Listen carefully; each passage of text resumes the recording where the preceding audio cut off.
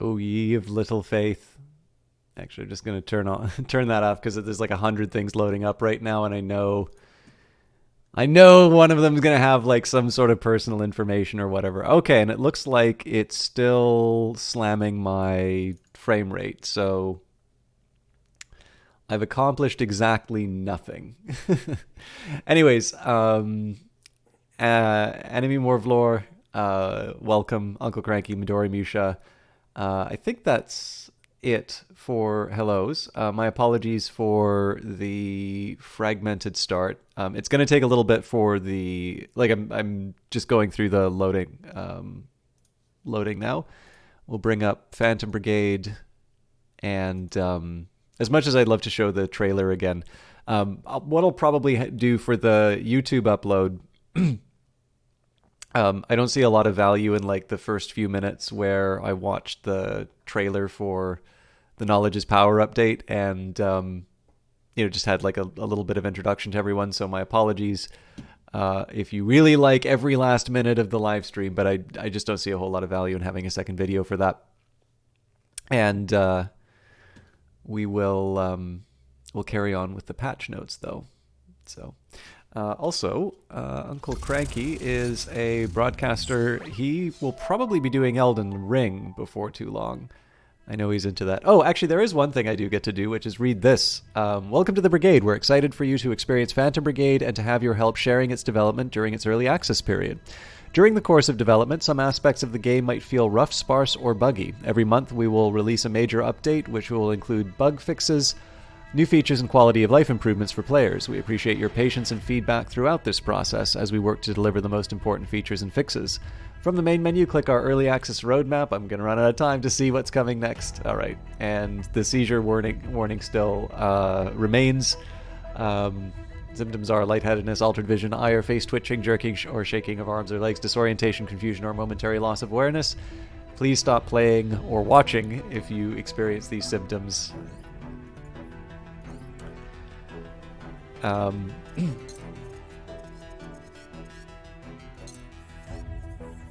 We're just gonna mute that for a minute.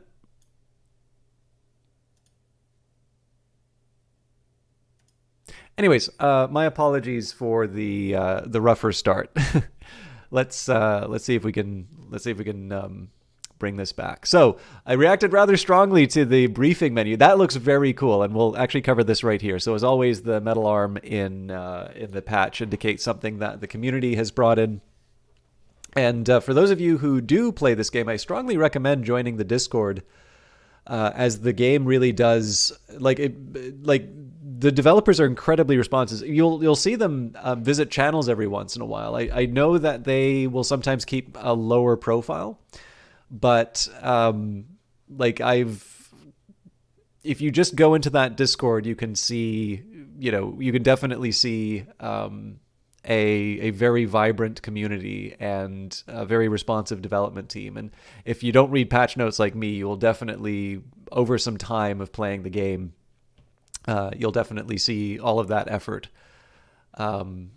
present inside of the game as it continues to be developed. I would definitely say, I even wrote this in my review for Industries of Titan on Steam, that a very large part of the fun of this game has actually been to be a part of people who like these sorts of games and interacts with people in that. So it's one reason I'm really excited to be coming back to the Brace Yourself games on Wednesdays. And maybe just for the benefit, because the earlier comment before, for those of you unfamiliar with either this game or this developer, this is by Brace Yourself Games. They have another early access game that's currently available called Industries of Titan, which is a sort of simulation city builder with some real-time strategy elements inside of it. And then their breakout in their first game was some NFT thing, I think, it's like Crypto the Necrodancer? Crypto the Necrodancer. No. Anyway, Crypto the Necrodancer is, obviously a very, very well-known indie success story. It does, of course, have its Switch. I don't know if it counts as a sequel, but they do have a Switch game as well, which sadly I haven't played because I don't have a Switch. called Cadence of Hyrule, but that would potentially be one that you've heard of them from. I've actually been a little surprised at the number of people who, when I'm raving to them about the new games, and they'll have heard of it, but when I'm talking with them, it's like, yeah, the people who did Crypt of the Necrodancer, and they're like, wait, they're the same people who made Crypt of the Necrodancer? So it's always, oh no, that was deliberate, Woban. This is apparently a problem that they have had, where bots doing sort of fuzzy matching in terms of trying to find like crypto accounts to follow or spam.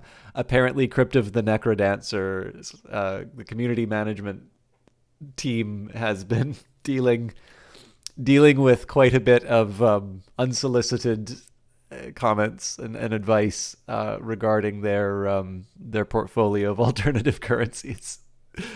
I probably shouldn't laugh about it, but it is slightly hilarious. But anyways, let's go and see what's brand new in Phantom. Well, not brand new, but what's new to me for new main menu screen. We've replaced the old main menu with a revamped main UI, as well as a flashy new dynamic background. Camera cuts on the main menu now sync with the music. Oh, I wasn't even paying attention to that. After 10 seconds of inactivity, the UI will fade out, which is definitely very, very stylish.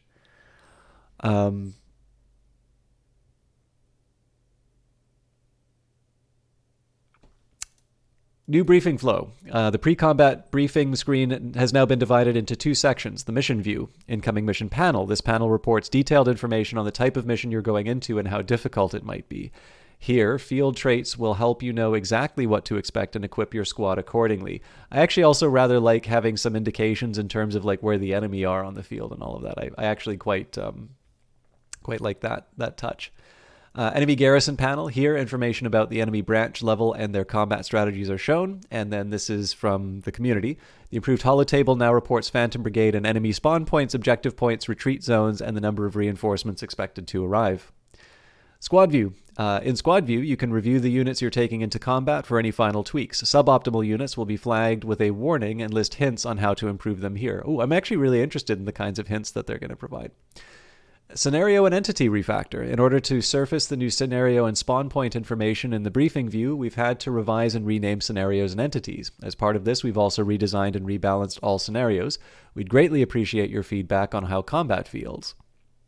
Recoil animation improvements. Improvements to shield hit reactions. Improvements to torso rotations. Energy weapons now trigger recoil animations. Miscellaneous. Improved the lens flare effect on mechs at the start of an attack. For those of you who don't know about this, I'll try and highlight it. Oh, and updated the game credits. I don't know if I'll be able to read all the names. Well, I know I can't read all the names because I can't pronounce anything. But we'll take a quick second to look at the credits. Overheating no longer calls hit reacts. Fixed an issue where two-handed weapons snap in the wrong direction when placing two attacks one after the other. Fixed torso and arms rotating backwards when shooting backwards with a two-handed weapon right before stopping movement. Fixed mechs turning slightly to the left when firing straight ahead with the assault rifle. Hid the border outpost entity from the overworld. Fixed an occasional issue where the AI could plan paths that would lead them to crashing to landing reinforcements. I'm sorry, I never got to see that. Bullets are no longer shot before the weapon faces the correct angle after a large rotation. Handgun recoil no longer starts before the attack's firing sequence. Fixed an animation glitch where weapons are fired backwards. Fixed various text errors, typos, and phrasing issues. I've been asleep at the switch. I've been the worst pedant for some of the text stuff. Fixed an issue where movement swaps positions with attack on the action palette after turning into limp. Turrets can no longer be targeted after they're killed. Fixed cancel SFX playing whenever hitting the right mouse button in combat. Fix an issue where new items are not detected as new after reloading the game. I didn't even know if that counted as an issue. I just always assumed that was a thing. This is why I'm a terrible early access player. I never report any of the bugs that really matter. Fix missing warning when overwriting save files. Fix game speed SFX no longer plays when you quit to the main menu. Fixed an issue where it was impossible to long click a damaged unit in the units view. Fixed an impassable part of the terrain on the wilderness maps. Fixed base view moving when loading an autosave while driving on the overworld. Rain and fog on the overworld no longer appears in the main menu. Units are no longer hidden behind trees in units and squad views. Fixed quitting to main, displaying the overview when switching views. Fix an issue where patrols will tail the mobile base without being able to engage them in combat. That sounds fun, actually. I definitely have to find out whether or not there's certain copyrighted music that I'd be able to play. Fix missing objectives on the assassination scenario. Fix an issue where all retreat zones displayed at once on the holo table when briefing for the assassination scenario. Fixed unit markers being hidden during turn execution. Fixed action palette remaining on the screen when using number pad minus to hide UI. By the way, if you're wondering why I bother reading all of these details, it's because I did not know that I could use number pad minus to do such a thing. So it's just, you learn things. Fixed exit to main menu being available on the combat outcome screen. Fixed dark lighting and fog intensity in the salvage screen and virtual background view. Fixed pod position on arrow and Nox armor sets in the base views. Fixed an issue making it impossible to dash under overhangs. Fixed combat fog multiplying bloom. Fixed broken weight icon sizes on unit info, UI, and combat. Fixed tooltip settings on the main menu. Fix missing retreat zones on blitz scenarios. Fix an issue where the language option would not appear when localization mods are active. Of course, that's not relevant for me. Fixed animation issues with chained melee actions. Fixed text on break-in scenarios. Fixed disabled victory outcomes on liberation scenarios. Fixed subsystem filters in the inventory excluding several subsystems. Fixed holotable lighting being too dark and missing accent lights. Fixed war memorial site remaining on the map after the event concludes. Fixed an occasional exception on the main menu. Fixed issues with the draft event not firing as intended. Fixed an issues allowing rain to appear in the starting province. Fixed developer text appearing in tooltips. I think I might have run into one or two of those. Fixed a pose between primary weapon holster animation and secondary weapon draw. Okay. There is also a hot fix that was added, but I'm not going to worry too much about that. Oh, well, there's a line spacing issue in the operations credits, which we will now be watching. So you can be happy to know that you are seeing the best version of the credits available. And that is the reason why we didn't stream this right away.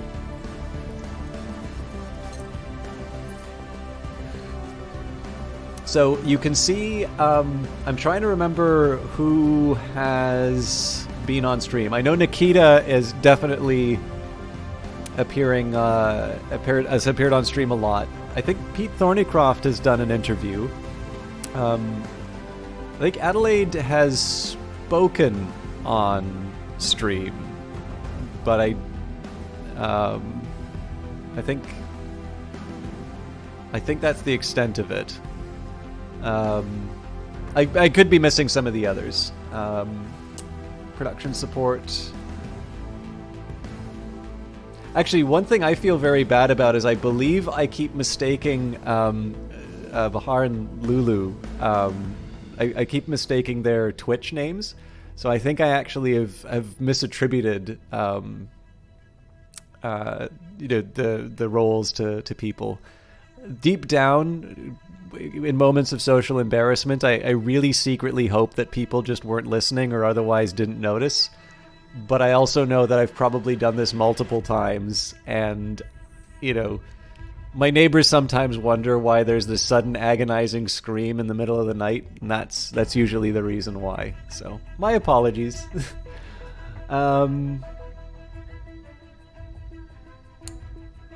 It's sometimes tricky for me to find the new names.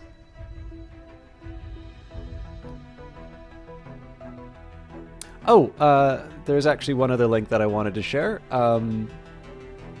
For those of you that like this fancy soundtrack,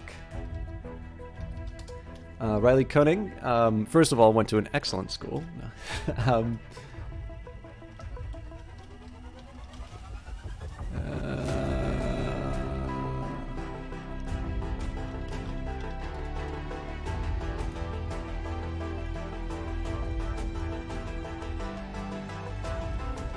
But parts of this soundtrack, or the early version of the soundtrack, is available as the PAX East 2019 EP alongside some of his other work. So if you would like to help. I don't know if there's still paying down student loans, but if you like the music and you wanna pick it up, it's available on Bandcamp.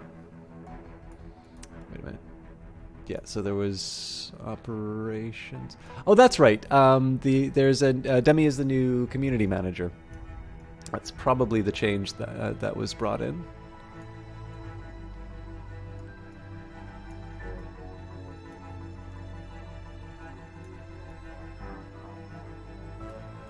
Again, I'm sorry to blast through all of this, but all right, let's load up. As January 19th is the last time we played this. Shame on me. Well, I mean, we knew why though. So, all right. So it's gonna take me a minute to. Whoa, whoa, whoa! What are you doing? Neat. I'm gonna get a little familiar with it. Also, I don't know if I made a decision in terms of where I was heading. So for this particular playthrough, we've been working on. Basically, I've always gone to the highest available level that I can reach. So if I continue, Midtball, the birthplace of the famous author Mikael Nielsen. Midtball is mentioned 37 times in his opus about a starving writer, Appetite. So the drawback with this approach has been that, you'd sort of think, right, you go to Stygut and then move into the Capital District. So the Capital District suggested level is 15. So what's going to be happening is I'm going to go from 19 to 23. 22's then the highest level. So then we go to 26 in Trom, 25 to Lengstead, 24.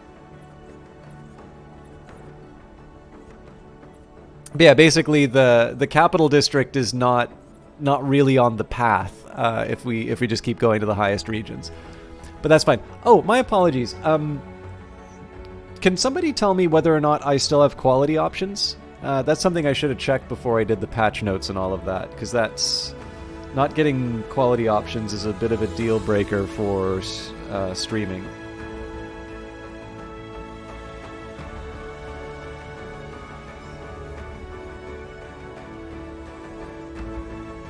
You have the options? Wonderful. Thank you very much, Wilbin.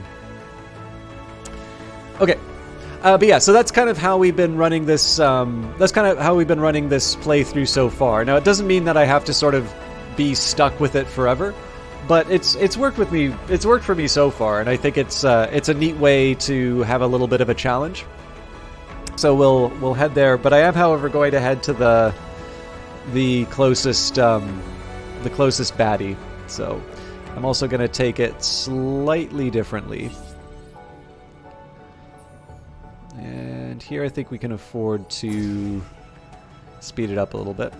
There's actually one thing I'm going to do. I just want to see if there's any details on the display. I mean, I can turn it on, I guess.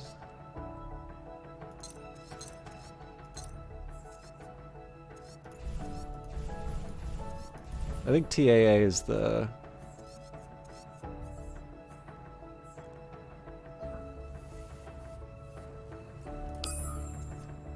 Oh, right. When they say reset, they mean reset. I'm gonna run with... That can't be right. There we go.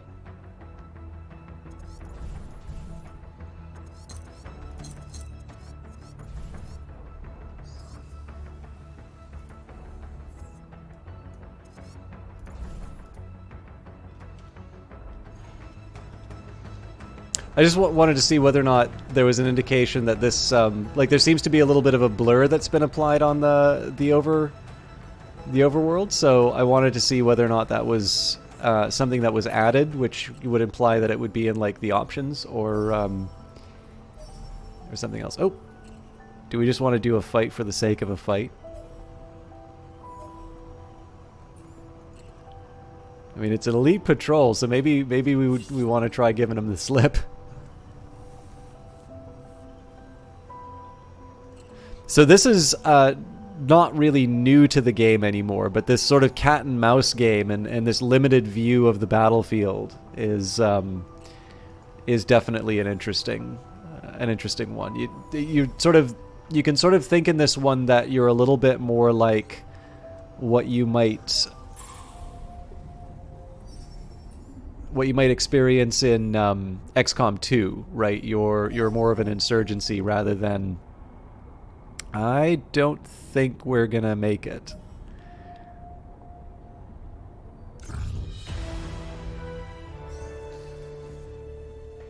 Flagged down. As you wind through country roads on a mobile base, one of your pilots calls out to tell you that someone is outside waving for your attention. Stop. The mobile base comes to a shaky stop. You and one of your pilots gets out to talk to the woman. Thank you. You're the Brigade, aren't you? She says. They've been calling us that. Yeah, your pilot says. What can we do for you? It's more what I can do for you, she says. I have some information about a place I saw not far from here. Abandoned operations base. New location. One of your pilots comes over to show you where the new location is on the map. It could be armed to the teeth with guards, or it might be abandoned. Might be worth the risk, your pilot says. Could have something useful. What do you think, boss? Should we investigate? Okay, let's see where that cache is. Oh, wow, that's really, really far. Okay, well, I think I'm going to commit to liberating at least these two bases first, and then maybe we'll check out the revealed location. How you doing, Night Valiant?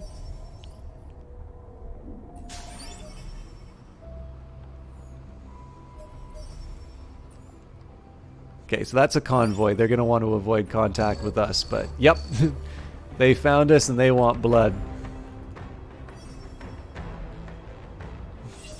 Unlucky for them, I happen to like fighting. Oh god, they're coming after us!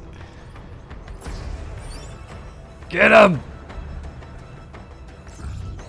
Into the fray. The base comes alive with the sound of boots crashing against the floor. In the hangar, an engineer shouts his instructions to the crew, and a pilot rushes to get changed. You keep your eyes trained on the battle console, settling yourself with a deep breath. Alright, and Night Valian has actually been playing the early Firaxis XCOM, so XCOM Enemy Within lately. I believe he's now moved on to the Long War mod. Alright, suit up. So I'm going to need a minute to sort of reacquaint myself with my team, but I want to take a look at the briefing menu first. So the one thing, I don't think I get any control over this, but it looks like there's two entities on the field first, along with two sets of two for reinforcements. Okay, so it's a raid, ambush an enemy convoy, take as much cargo as possible, and retreat before potential reinforcements arrive. Can be accomplished with 1 to 2 mechs. Oh, interesting! So you're not supposed to bring a full team every time... sometimes bowing out is better than blowing up. Deployed mechs can retreat early after fulfilling their objective. It's a workout with objectives and enemies spread out on this map. Bring out your fastest mechs. Show the guards a good fight and capture well-protected locations with our units, and we've got your back. The base will approach the combat throughout the battle, so you can retreat if you need to. The enemy garrison is Special Ops level 20, highly specialized squad of mechs. They're usually extremely mobile units carrying specialized equipment. They're already here. Enemies are ready to immediately engage, so keep your wits about you. I actually like this because this implies that there may be future missions where you're kind of operating in the environment and either something will provoke the enemies or you basically have to do something without getting detected. Again, I don't know that for sure, but that's kind of what I see when I notice something like this. I'm still getting frame drops, by the way. Is the quality of the stream okay for everyone? Like, am I like cutting out? Finally, they've brought backup. Reinforcements are on the perimeter and may deploy during battles. Okay, so we're going to start by adding pilots. I'm trying to remember which ones were... I think it's the first 4 here. I guess Juliet's kind of the replacement for... Because I know we lost one.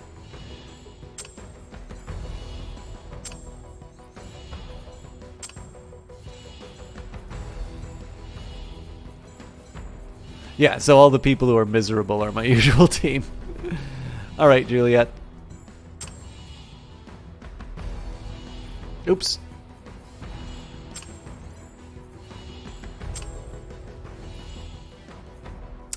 So I don't remember who got to... I think Foxtrot was the Sleipnir.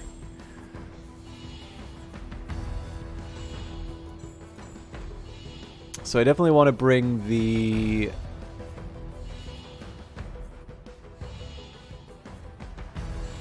So I guess it's just the Artemis is the one with the...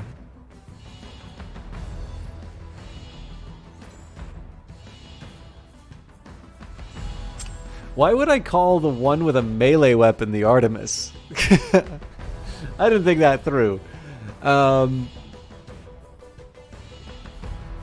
Alright, so it's talking about mobility. I don't actually have as many... Or is it the gavel that's the...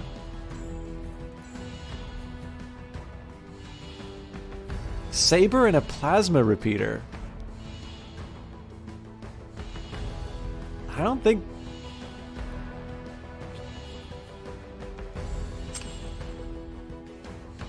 I think the gavel is my main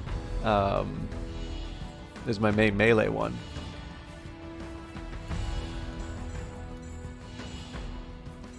So maybe the lance and the stalwart? I could try the linebacker again.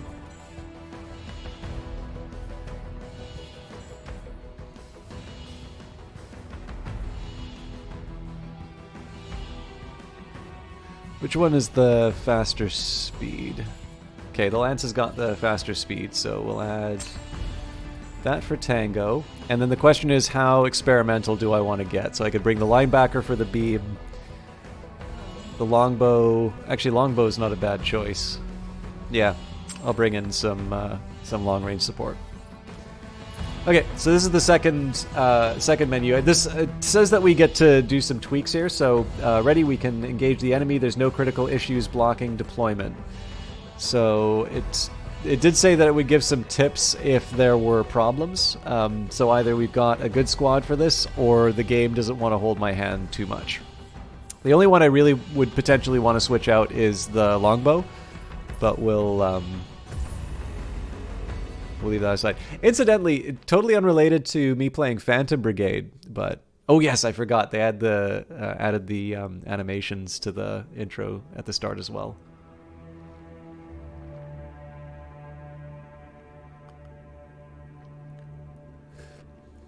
This is such a beautiful game. I'm sorry for those of you who've been waiting to see what this is like. So yeah, I can't remember, Cranky, if you've seen this game or not, but this is the stuff that we're gonna sell it to Outworld on the basis of. Command Rebel units have just entered visual range. I'm outnumbered, requesting rapid response team ASAP. So 5 turns for reinforcements, 4 turns for retreat if we want it. We've got objective 1 on the bridge and objective 2 way off to the left. Okay, cool. So my ideal, actually, so the first thing that I want to test is to see whether or not the jet with my melee attack, whether or not that's going to allow me to move on the bridge. Yes, it is. Unfortunately, so one of the things I was thinking I might be able to do, I mean, I can sort of try and mess around with it a little bit, but what I was hoping to do would be something like this, where I'd potentially hit the both of them. The problem is that I see that as a fantastic recipe for like walking into enemy fire. Now, there's a couple of approaches that I can take to this here. For those of you totally unfamiliar with Phantom Brigade, the basic idea here is that you have got sort of this artificial intelligence. It's a secret weapon where you are able to reliably forecast enemy movements. I think it's 30 seconds into the future. Sorry, 5 seconds into the future. 30 seconds would be enormous. But yeah, so 5 seconds into the future. So essentially it's an important distinction to make. Essentially what you are discerning is enemy intent. So if you do something to alter that state of affairs, that, you know, then the timeline is not necessarily going to play out the way that you wanted. So for instance, if you disable an enemy's weapon, they're obviously not going to successfully fire at you. But this can become quite subtle.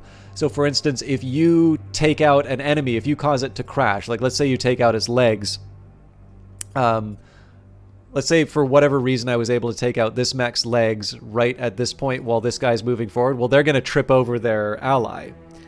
And so there's the immediate sort of reactive play that you can do for the game, which is, okay, this is what the enemy is going to do, and I'm going to immediately respond to that. But what you can also start thinking about is a few turns sort of ahead in terms of how you might want to position yourself for some future plans.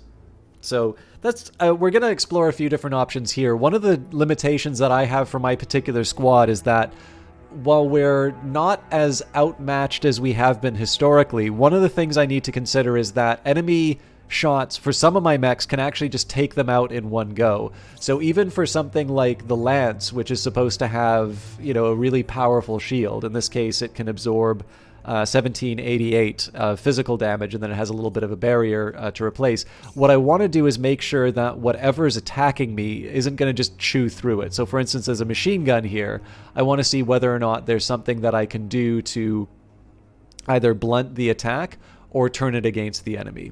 The other attack was a beam weapon. Actually, if I recall correctly, beams reflect or get reflected. So for instance, here's one thing that I could try. I could try jumping. So this may not be my sort of final choice, but what I'll do is wait for the enemy to start firing. So we prepare for the attack. And then while we do that, I move this unit ahead. So while it's true I'm absorbing attacks from enemy weapons, it's also true they're attacking each other.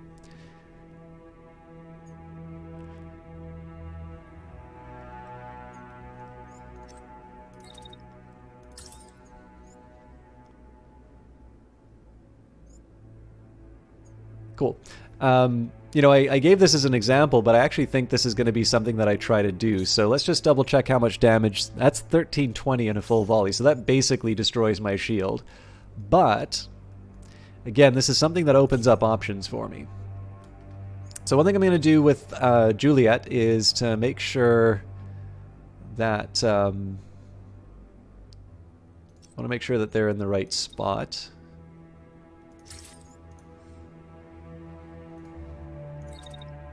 So here I'm just using my jump jets to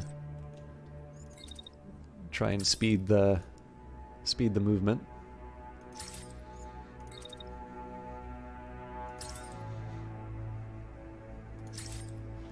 Okay, so we get a good shot in the back.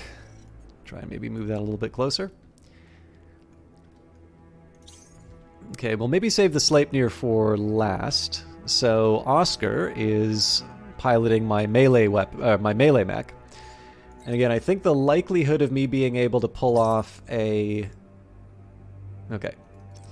So that's a non-starter. I think the likelihood of being able to pull off one hit that takes out the two enemies at once, I don't think that's going to happen, but that doesn't mean I can't... Okay, no, that's going to overheat me. Okay, well, here's what I'm going to do. I'm going to move up. I'm going to do my best with what I got. And then I'm going to run and take the objective. Now, when you want to take the objective, you actually need to be in the spot for 2 turns. So there may be some wisdom in me running the Sleipnir somewhere else. 1, to avoid collisions. Oh, looks like the collision's going to happen one way or the other. I probably should have planned for that.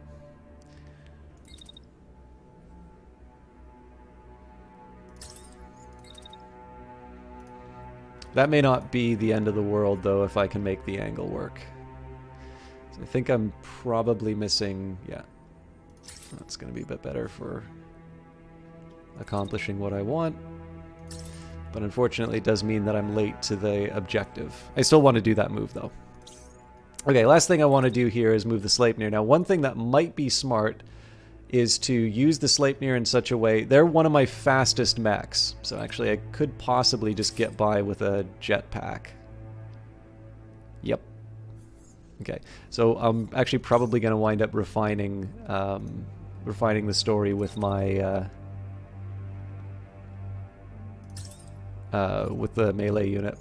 But basically what I'm trying to do here with my fastest unit is, one, I still want to kind of open fire on the enemy when it's convenient.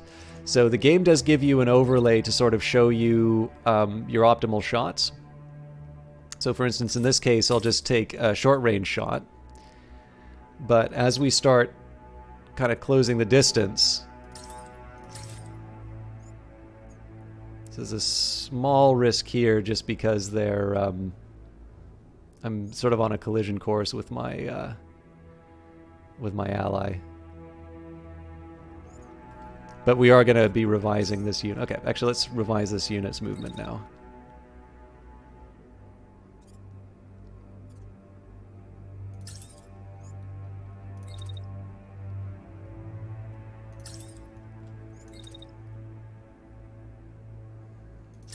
Okay, so that seems to give me what I want.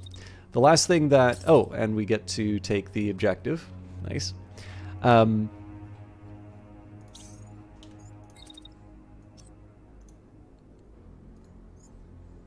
So there's heat in this game. I'm trying to keep mindful of my heat generation. I really feel like I should be able to get one more shot off. The question is... No, that overheats me. Okay, so we'll run with this.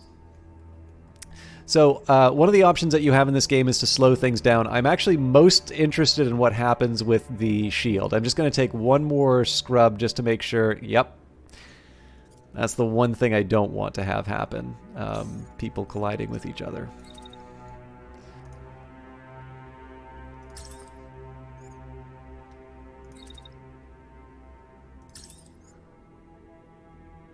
Okay. Now we're clear. I think this might be a little optimistic, so I'm gonna get a bit closer.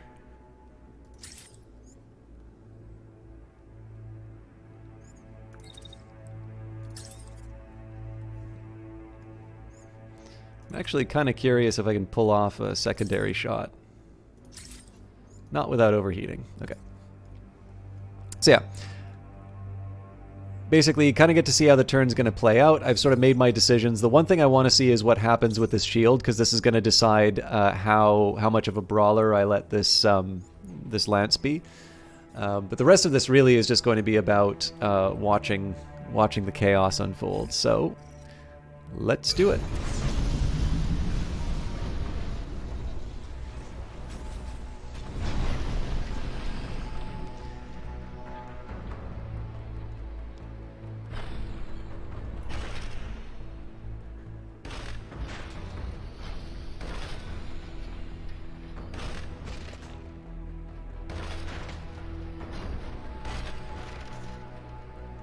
They're getting ready to fire their machine gun.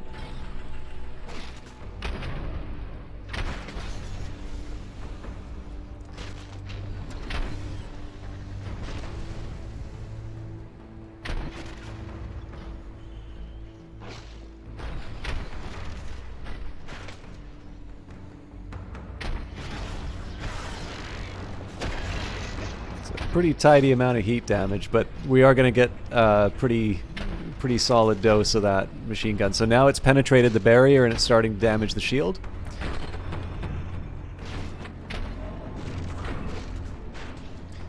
Our powerful ninja has already gotten out of friendly fire range, so that's good. So the good news is that this enemy seems to be... they're gonna cook pretty well with their own weapon.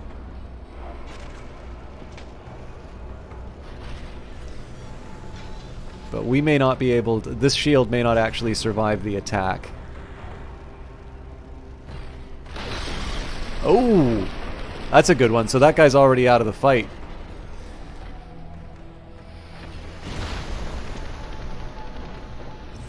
Wow. Alright. The drone has a rough location of the crate, but we're going to need another ping to ensure it's picked up. Stay at the location to finish this. Okay, so basically, here's what's happened. We need one unit to stay in the area to sort of maintain the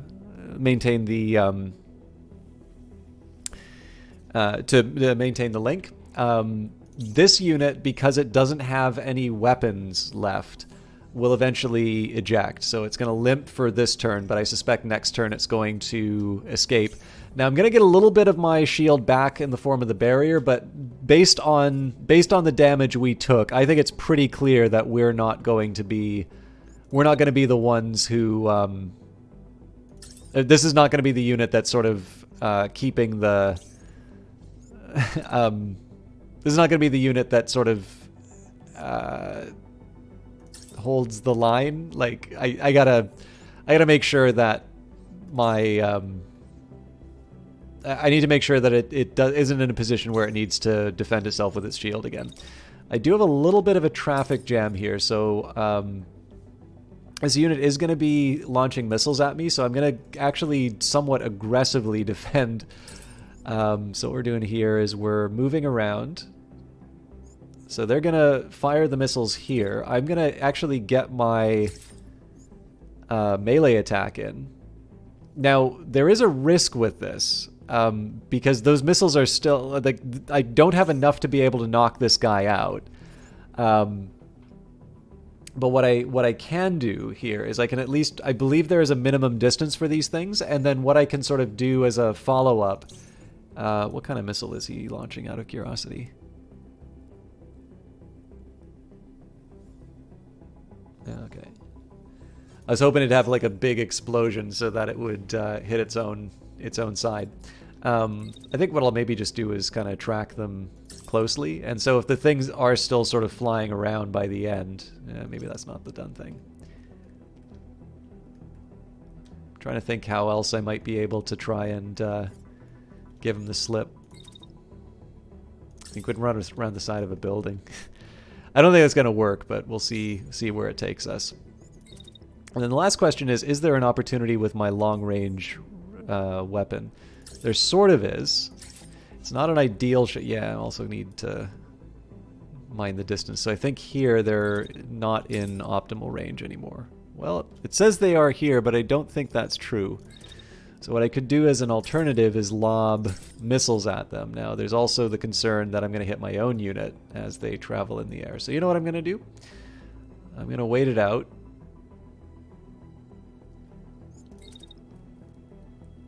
Once the attack's done,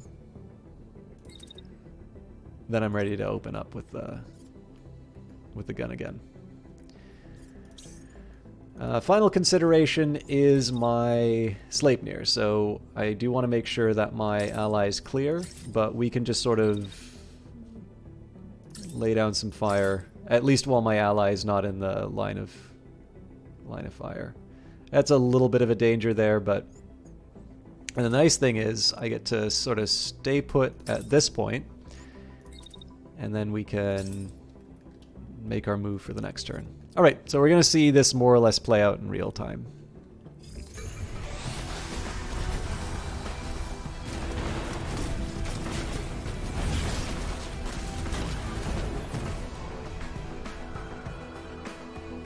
So, for all I know, this could redirect towards my melee unit. So here's what I'm going to do. There's a couple of considerations that I have. Number one, there's no point for me trying to defend, like, there's no point in me trying to run away with this unit right now. What I can do, though, is hit him with my sword again. I'll try and cool down for a little bit. Angle's a bit weird, but I think this will work. Can I afford to be a little later?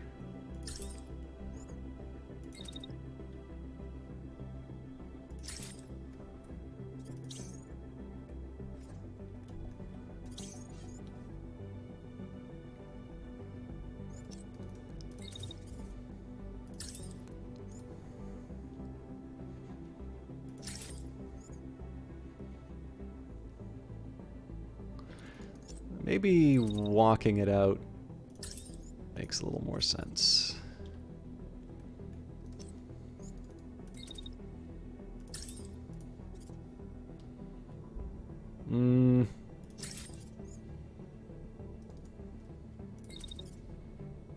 Yeah, I think just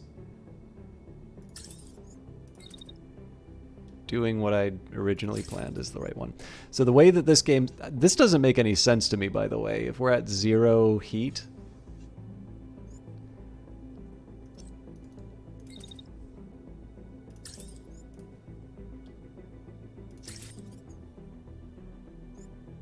Oh, wait a minute. I get it. I should look at the numerical value, not the... So if I leave 1 heat on the register... Yeah, it gets close. So I'll confess this is a little bit less about the damage and more about trying to dodge whatever missile the enemy's sending me. Now, it is fair to say that this unit does want to attack my sniper. But this is a pretty easy problem to deal with. We just walk down the hill, and last I checked, machine guns cannot burrow through the hill. What it does mean, though, is I get to sort of lumber along with my... Actually, I don't even need to lumber. I can zoom, or I can try. Partial lumber, partial zoom. So once they make contact here, I can move up. Okay. Please do not collide with your ally. Yeah, we're just kind of going to step in like the Terminator and fire our shotgun.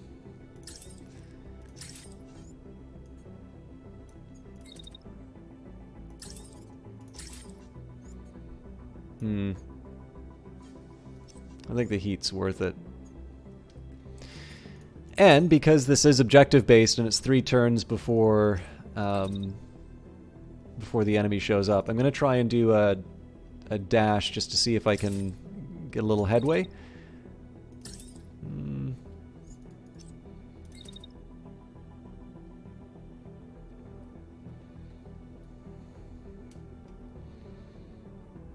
Okay, so if I did this...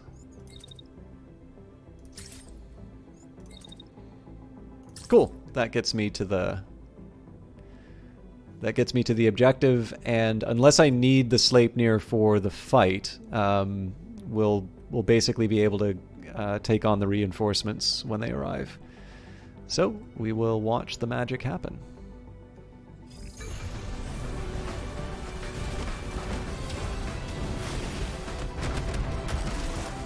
Okay, and his right arm's down, so again, that's going to be another eject when the time comes. Oh, sorry, no, they have a compact launcher, so they're going to want revenge. Okay, so that's going to be going after the in this case that's going to be going after the Sleipnir. I think my best option here is just to let it rip as far as the shotgun's concerned. It'd be nice to pick up the scrap if I can. The next question is, where do I want to set up my defense? I think what I'm going to do with my sniper is... Okay, the worst thing I could do with my sniper is actually jump up onto that roof over 2 turns.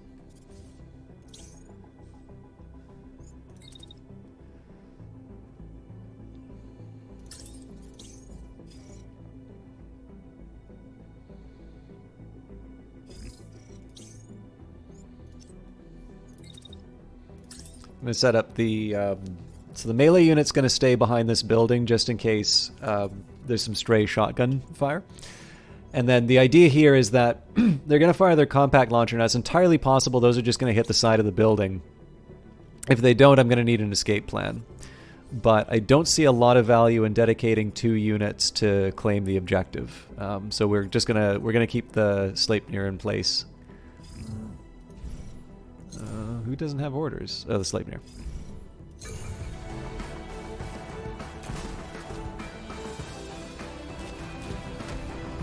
Yeah, that's working as expected. Yeah, it looks like we took a little heat damage, I guess, but the enemy's out, so we're good. Commanders, the base is circled around the perimeter. We're ready to pick up the squad if needed. The enemy will hold the site if you do. Alright, the crate is locked on. Our drone has the coordinates and should be descending any second now. So I'm going to move to the middle of the map. This seems the best option because I think when the briefing shows the enemy, I think they just show them on the edge to say they're on the edge, as opposed to this being an indication in terms of where the support's going to arrive. Now, the idea of retreating. So this is like a convoy attack, right? So far as I can tell, you get more points for picking up scrap by standing and fighting. Like by taking on as many enemies as you can, you will maximize the return from a given attack or a given engagement. So I haven't yet seen a reason other than the survival of your team to want to retreat. So far as I can tell, if you feel that you are capable of taking on the enemy, the optimal choice does seem to be to stay and fight. On the other hand, if you think that you've taken on a little bit more than you can face, retreat is certainly an option, and the game is not going to penalize you depending on what the objectives were. So not much for us to do until the bad guys show up.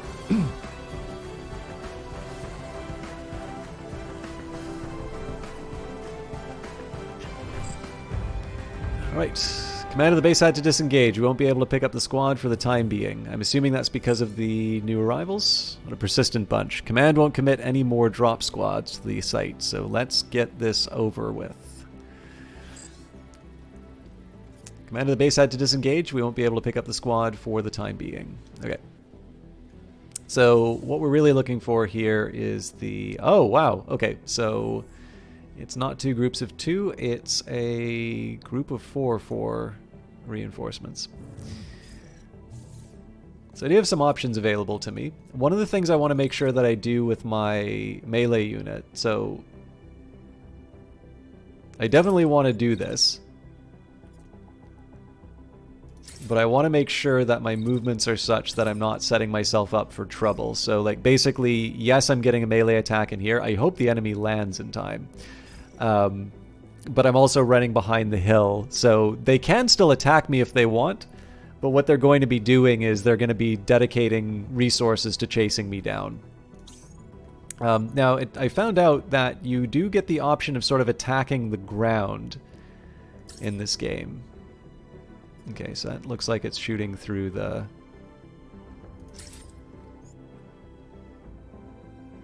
I'm not really sure what to think of that.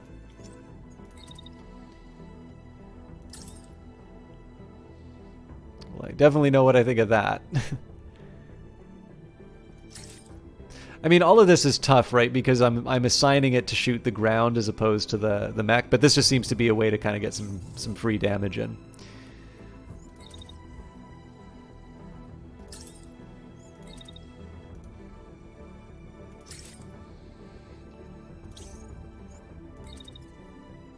And you'll notice that most of the people are sort of in either places where they can get cover or where they're already in cover. So mostly what I want to see here is whether or not this preliminary attack is something that I can actually pull off effectively.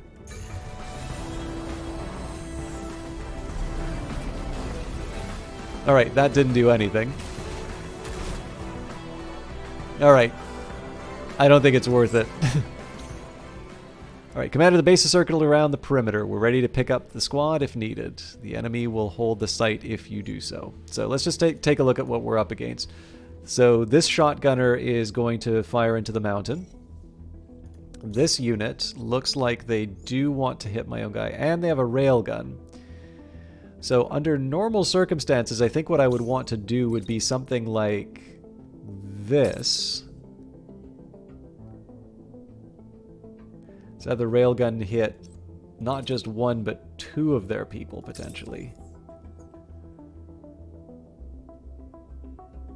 The drawback here is that we've got a unit with a beam weapon. So that beam weapon actually doesn't say how much it does, but we've got all of 800 shield left. Now, I mean, again, I can take the risk. I can say, well, maybe it's not going to do that much damage. It's possible.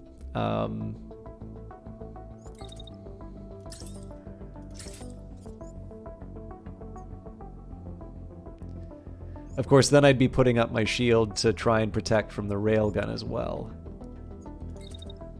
Well, you know what? I suspect this will not have the intended effect, but I'm not opposed to experimenting. The only thing I'm worried about is that this may cost me scrap in the form of the shield, which I'm not crazy about. Okay, so the other thing I want to worry about is the fact that they're going to be launching missiles against me. This turns out is not the best sort of... It's not the best place to snipe from. There's too many obstacles. Apparently I can try on this guy again.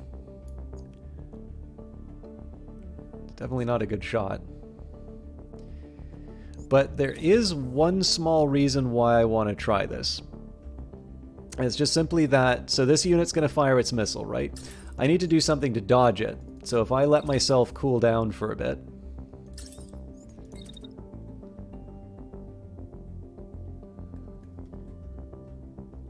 I need to make sure that I'm landing on solid ground.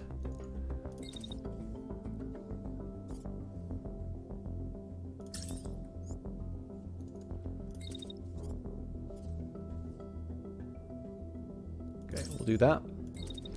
Gonna move back.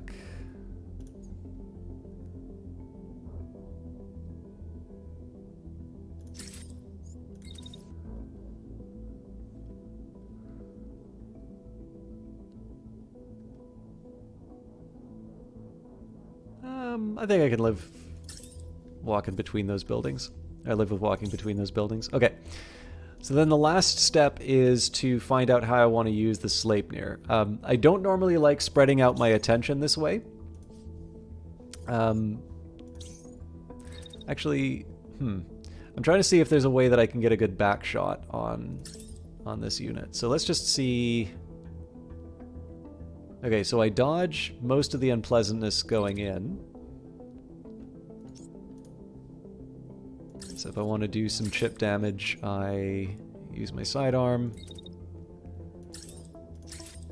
I mean, I think the only drawback with this approach is that I'm going to be using my sidearm for most of the engagement, but that isn't necessarily the worst outcome. Oh no, yeah, we're in good shape there. Okay, so I think, again, I'm feeling a little uncertain on this turn, particularly with where the lance is at.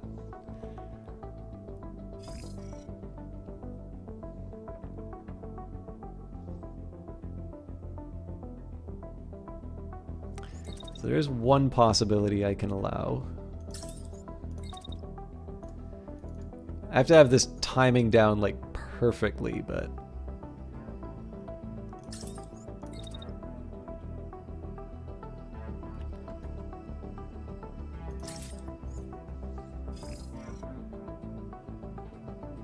It might work. Again, there might be retaliation next turn, but I don't think I get hit by the enemy attacks.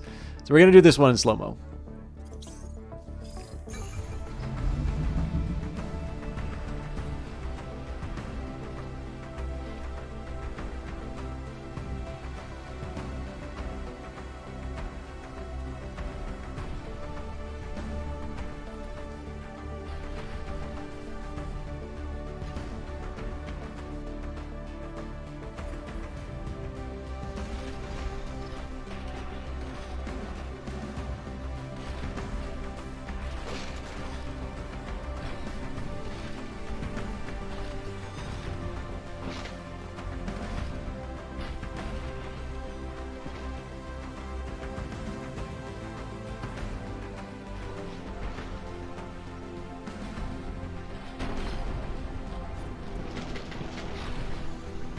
Well, I'm dodging the damage, it looks like. Oh, no. So it is hitting the barrier.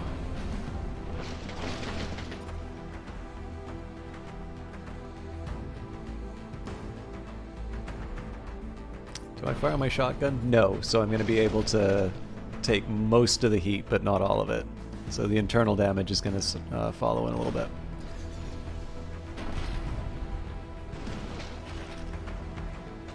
Oh, no, it's just shy of it. Interesting. So now we need to see whether or not this railgun attack is going to be worth it.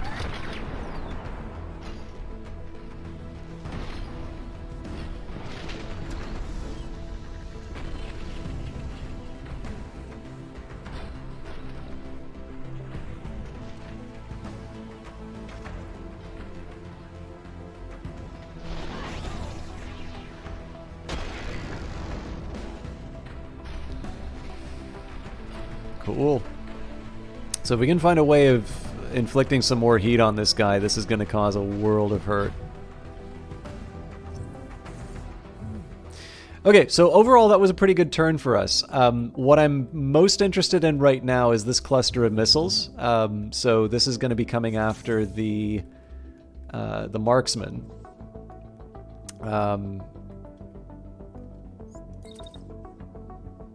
Well, the marksman's the weapon. You know what I mean, though. I mean, there's a mild temptation to just sort of stand and deliver here. So who's got the high concussive damage? The railgun repeater, but the railgun repeater is the one that I probably don't have a good shot on. This guy, definitely have a good shot on. Well, that's not entirely true, actually. There's comparatively few opportunities, as it turns out.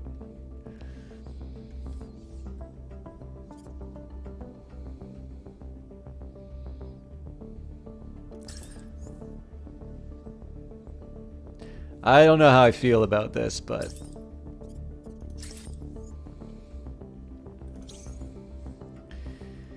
Okay, we're gonna bring the shotgun to bear. Oh, that's oh, right. Okay, yes, they're gonna continue their shot, so that's fine. We can just move up like so. Oh, but then, yeah.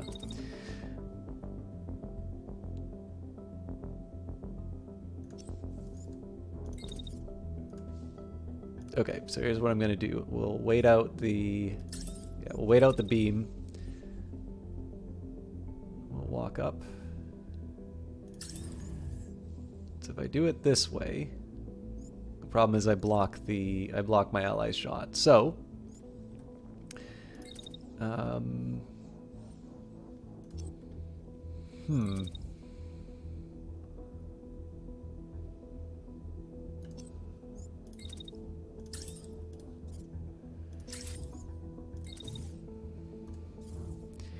I don't see a way of making this work quite the way that I want.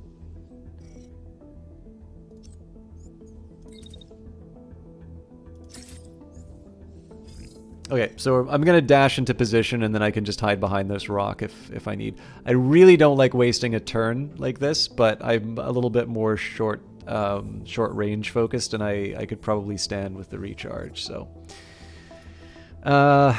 What? Okay, so we're committing to the the strike or the sniper hit. Okay, so basically everybody wants a piece of the. Oh, that's not strictly true, actually. Most people want the.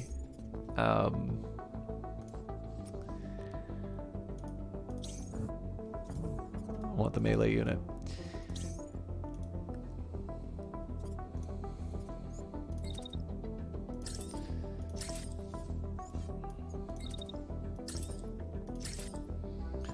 A slight preference for attacking this unit, simply because it already has some concussive damage on it, but I'm also going to need to do a little bit of fancy footwork.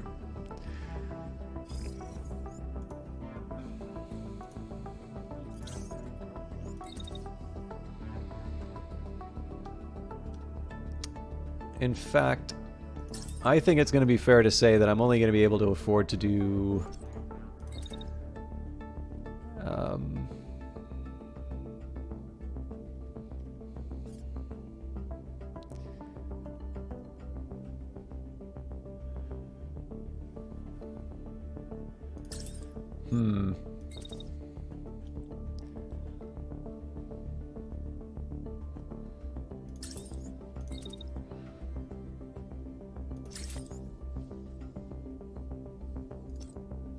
So if I just dash immediately, yeah, that burns me up.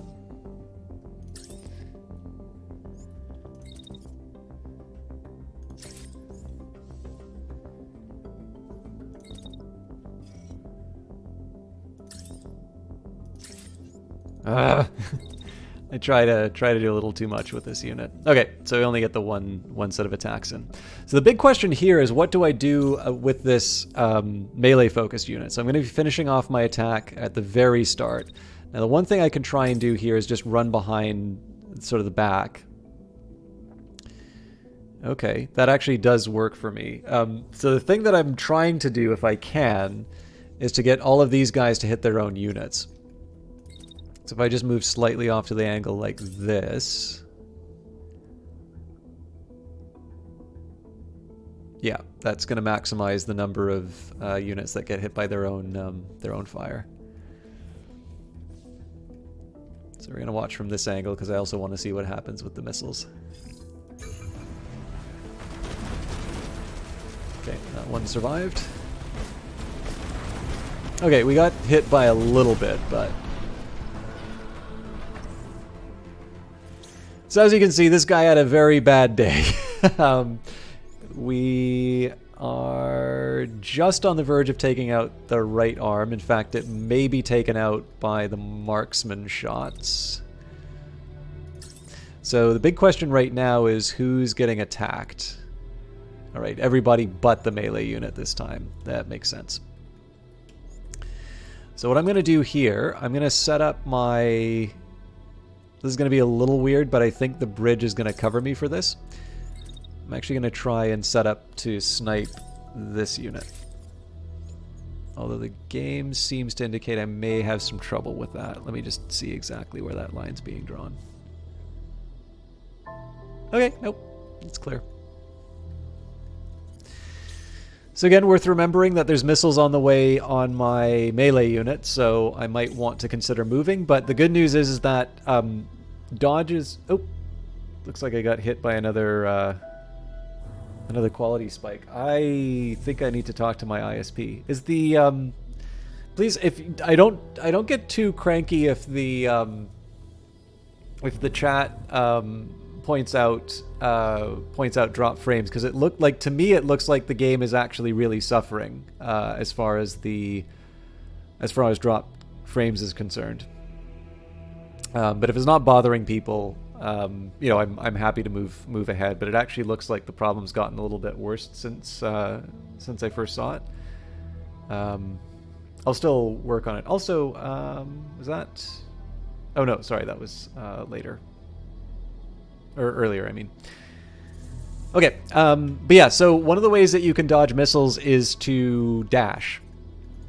So the good news for me is that because my attacks with this unit already are dashes, you know, I kind of already know how I want to operate.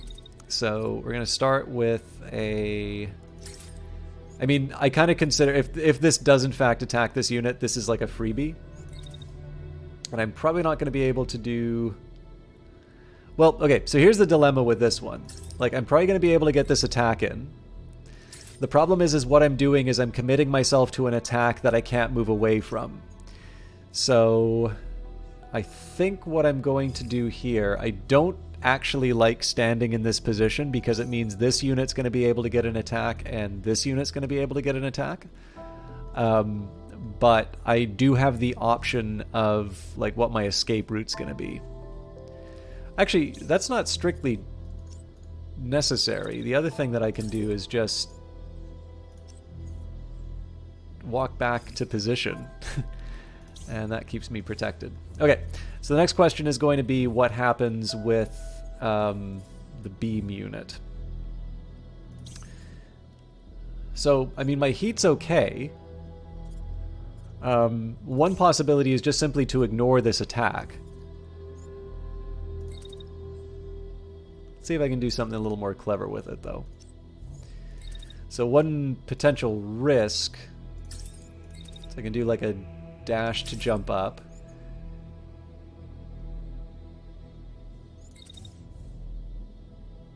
I like what I see here.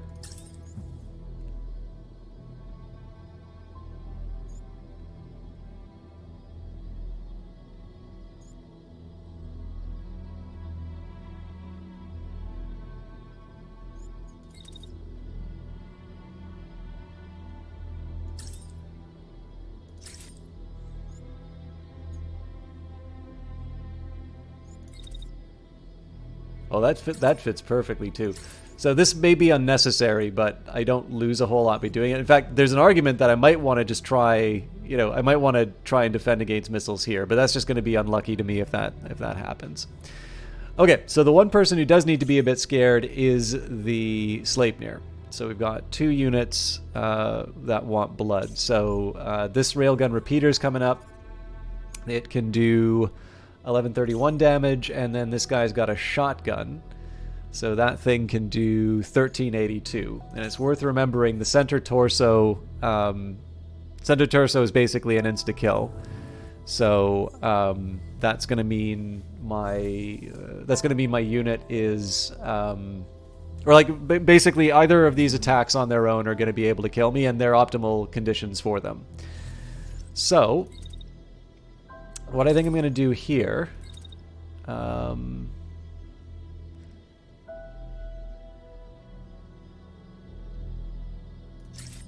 this might cause collisions on my team.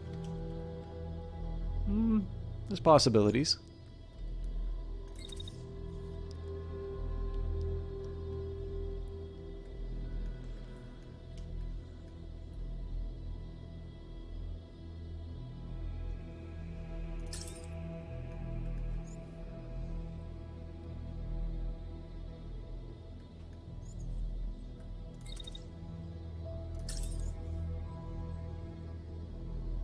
Yep, okay, that keeps him safe. I would have preferred to be a little bit more aggressive this turn. So if I can get a shot off, that'd be nice. Well, it looks like I can.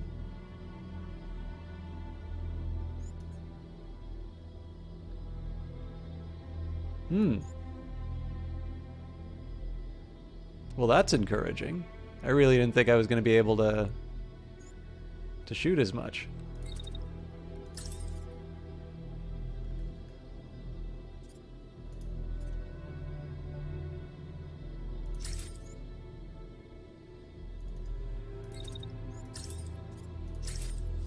Yeah, but then I burn up on the rest of it. Okay. Not quite the turn I had in mind, but not a bad one. There's a lot that's going to be happening, so we're going to watch that in slow-mo, though.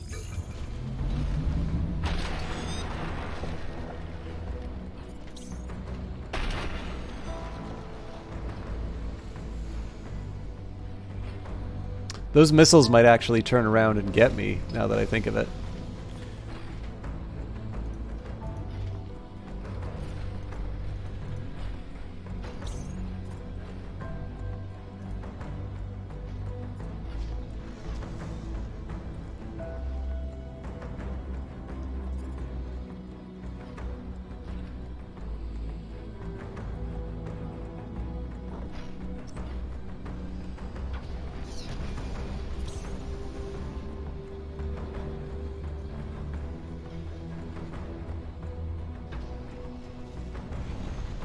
It is kind of funny to see what's happening to this unit.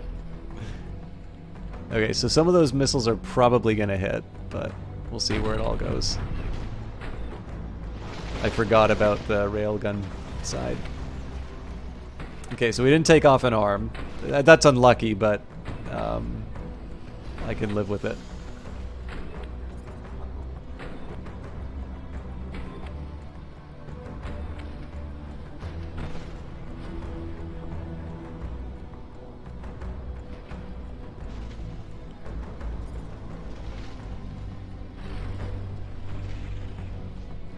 So, I mean, 189 damage when we were looking down the barrel at about 2600 is certainly a pretty decent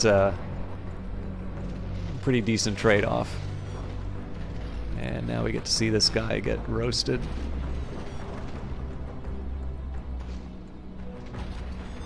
It's a stationary target, dude.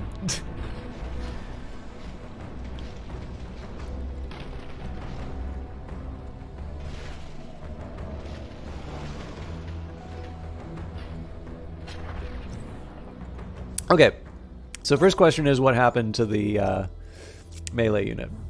So they're going to come after it with a shotgun, but I'm going to be long gone by that point. An ideal would be to do something like this.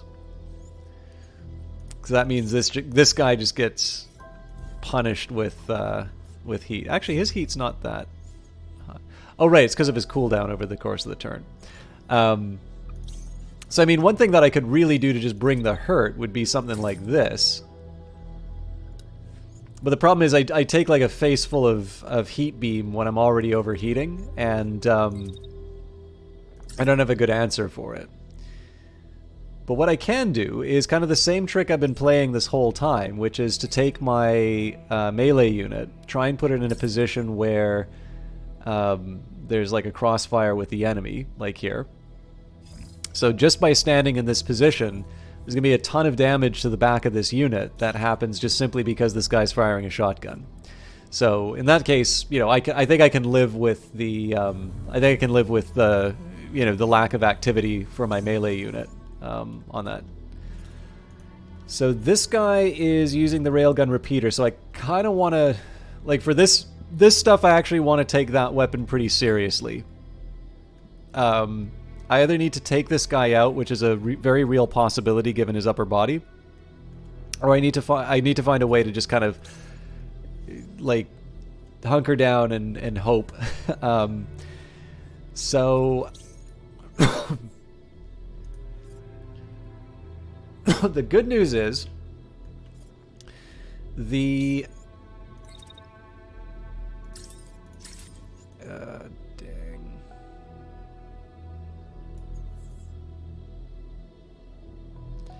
yeah, it's as good as I'm gonna get. Okay. This is definitely one of those burn the boats moments.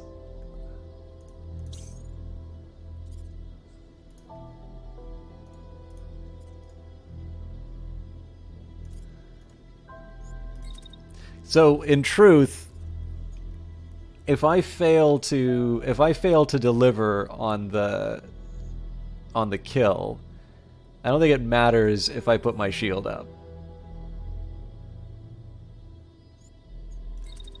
But as a precaution,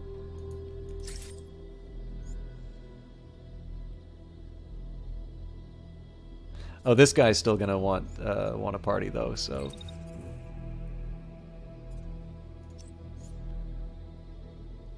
So you know what? We're gonna take a totally different approach here. So if I just jump behind this hill,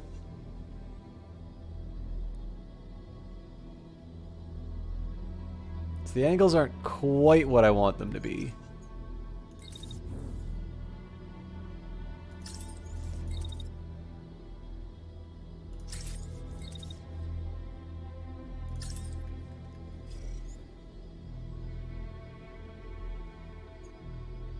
See, the problem with this is there's really no guarantee on the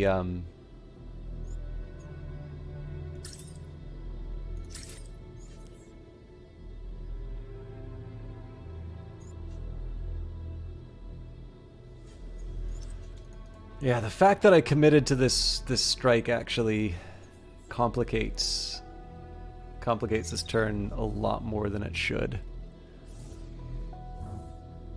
Okay, so in an ideal world where I jump right away, I would want to move here. Now the game seems to be indicating that this is not going to make a difference.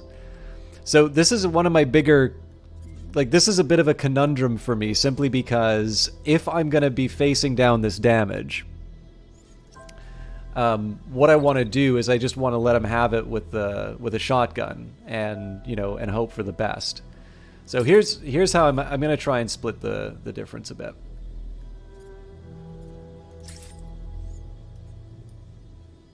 Okay, so stand and deliver. When does this yo-yo go? Okay, pretty much right away.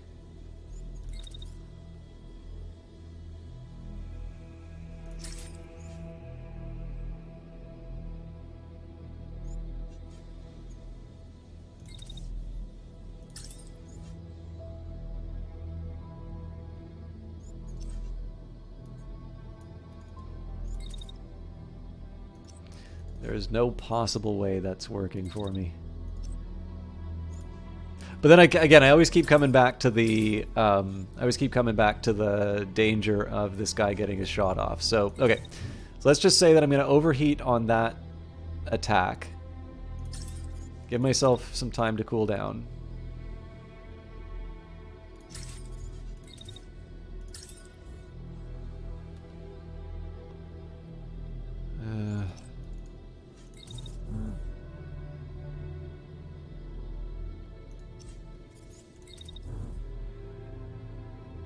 Possible that there's a better angle for me to do this jet work on.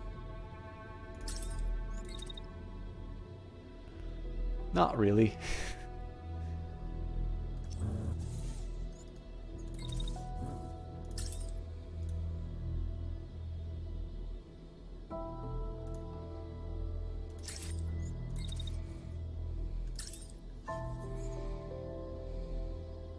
I think that's about as close as I'm going to get to dodging the attack there.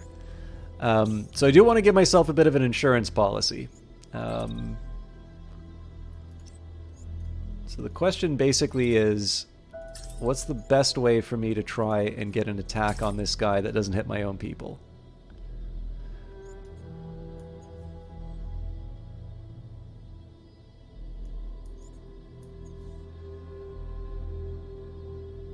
Yeah, I think I deliver that too late. So my second best is to focus on this this guy.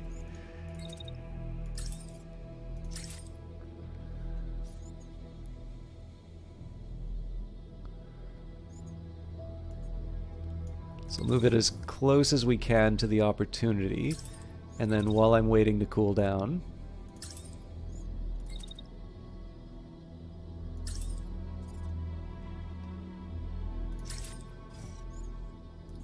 looks like I gotta wait. And then the final piece of the puzzle is going to be bringing the Sleipnir back in action. And the question here is basically, how early do I get a shot at the...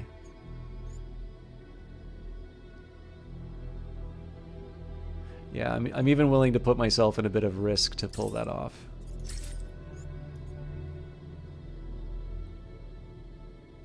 Basically, as soon as I can see a solid blue line on this guy, that's when the attack is going to come.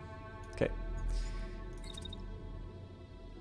Okay, so if he's not dead by then, it's pointless. The rest of it is focused on his companion.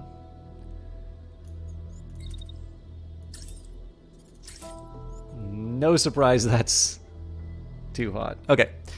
I don't feel great about it, but it's the best I can do in the circumstances.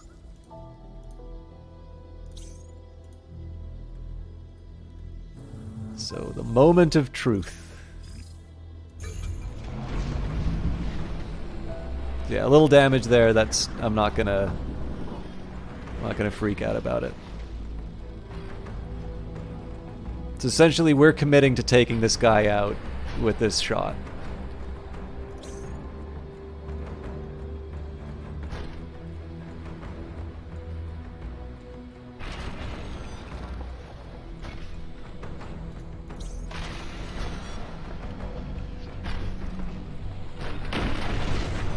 Cool.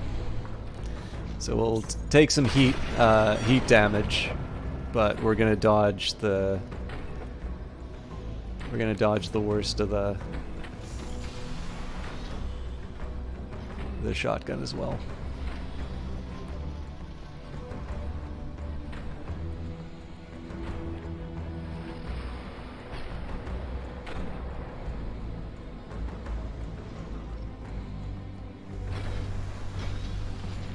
Can watch for the friendly fire here as well.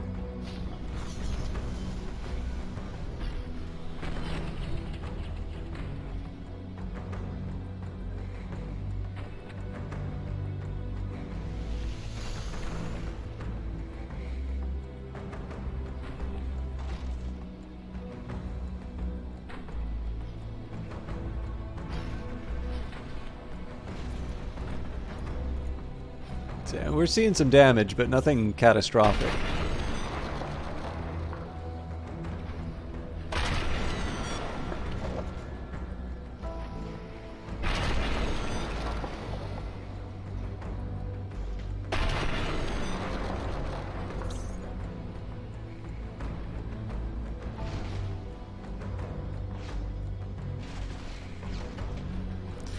Yeah, so given that we were facing the very real possibility of losing a mech there, that was a solid turn. Okay, so this guy's lost his right arm. He's going to eject. So what is his companion with the shotgun going to do? He's still going to focus on the melee unit, and then he's going to fire missiles. Okay, so the one drawback here is if I move my melee unit pretty much at any point here, so I can try and escape like this. Well, I mean, he'll hit his friend for most of it, but then the question is, like, what am I accomplishing by moving, right? So, they're going to slightly adjust just behind this hill. So, we wait out the attack. That's going to open me up to sort of, might do my own follow-through. We can probably lock in something a little more determined than that.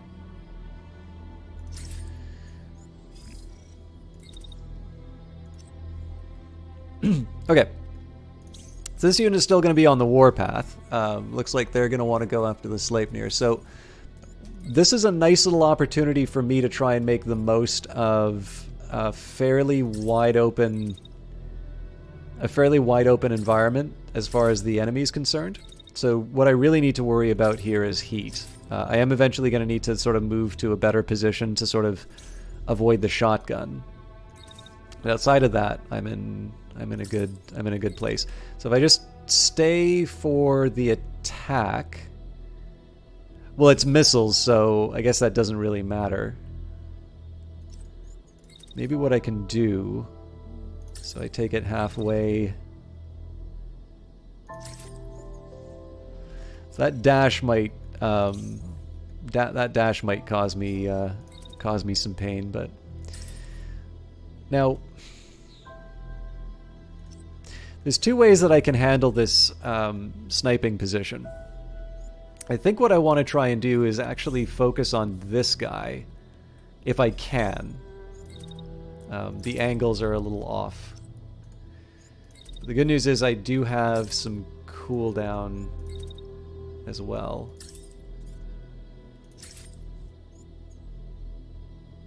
I'm just going to open that window a little bit to make it a clearer shot.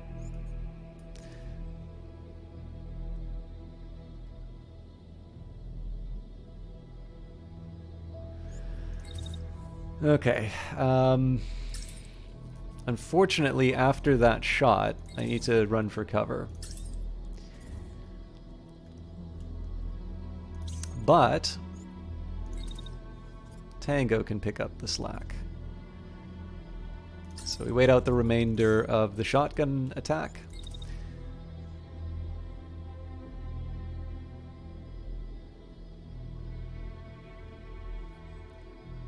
Actually, my ally's in sort of the immediate area, so... Well, but this is still the best opportunity I have, so... Or is it?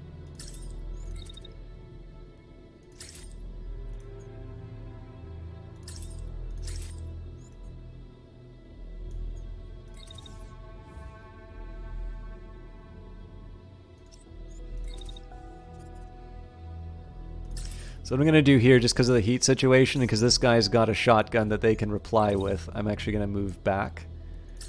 This is going to give me the option to sort of jump jet out of the way.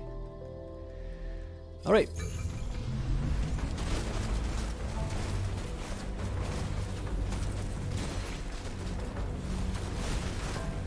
Lost his right arm, so he's probably still going to fire the missiles, but looking good. Okay, so this... sorry, somebody was ready to eject. Not this unit, apparently. This unit's going to eject, so no point in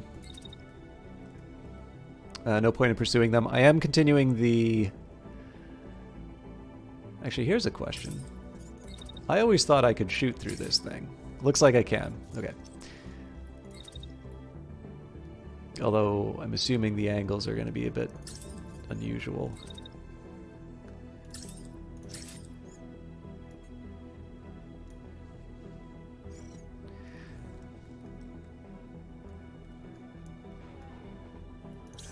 My shotgun probably doesn't have the range to help here. Okay, so time for me to make another jump. I need a little time to cool down, and then shotgun to him.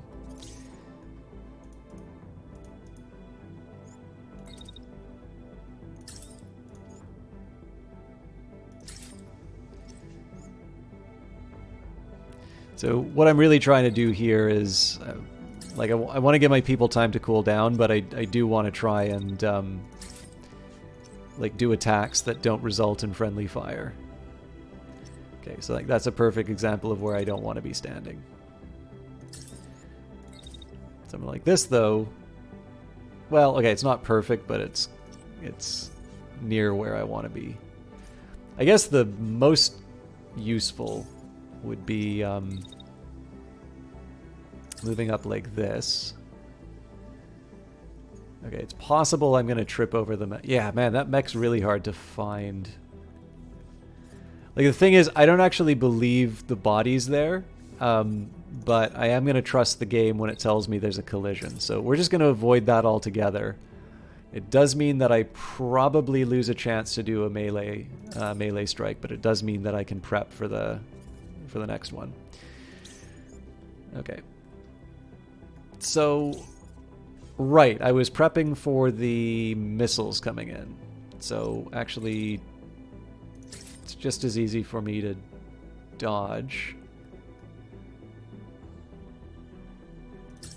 Sneak through the buildings, and then we'll hit them with the gun afterwards. Okay, I think that's as good as we're going to get.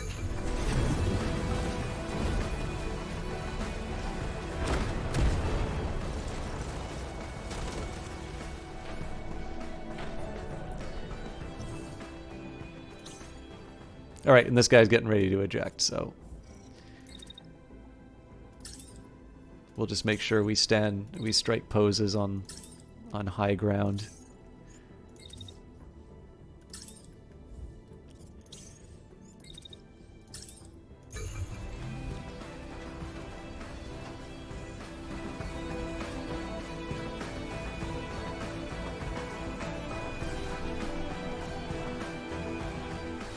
All right, victory. All hostiles eliminated. Site under control. And looks like the salvage menu's fixed as well, so I'm feeling good about that. So these are the things that we get for free. This game's got a neat scrap system. So basically, when you take out mechs, you get an allotment, your budget. And then basically the cost of scrap, if something has been destroyed, you can generally salvage it, I think. I don't know if it's always strictly the case that you can always do that. But basically, destroying parts will give you a higher cost. So you can still get like that super awesome, weapon that you really wanted. But you don't, it just means that you're giving up some of the more, like the more minor items. So generally... I just kind of go based on rarity because you can't pick everything up. So if I were to just do that now, this is a beam weapon. It didn't really do that much to hurt us. I've got a Helga arm, so this one only takes 15. You can notice the contrast, right? 15 versus 25.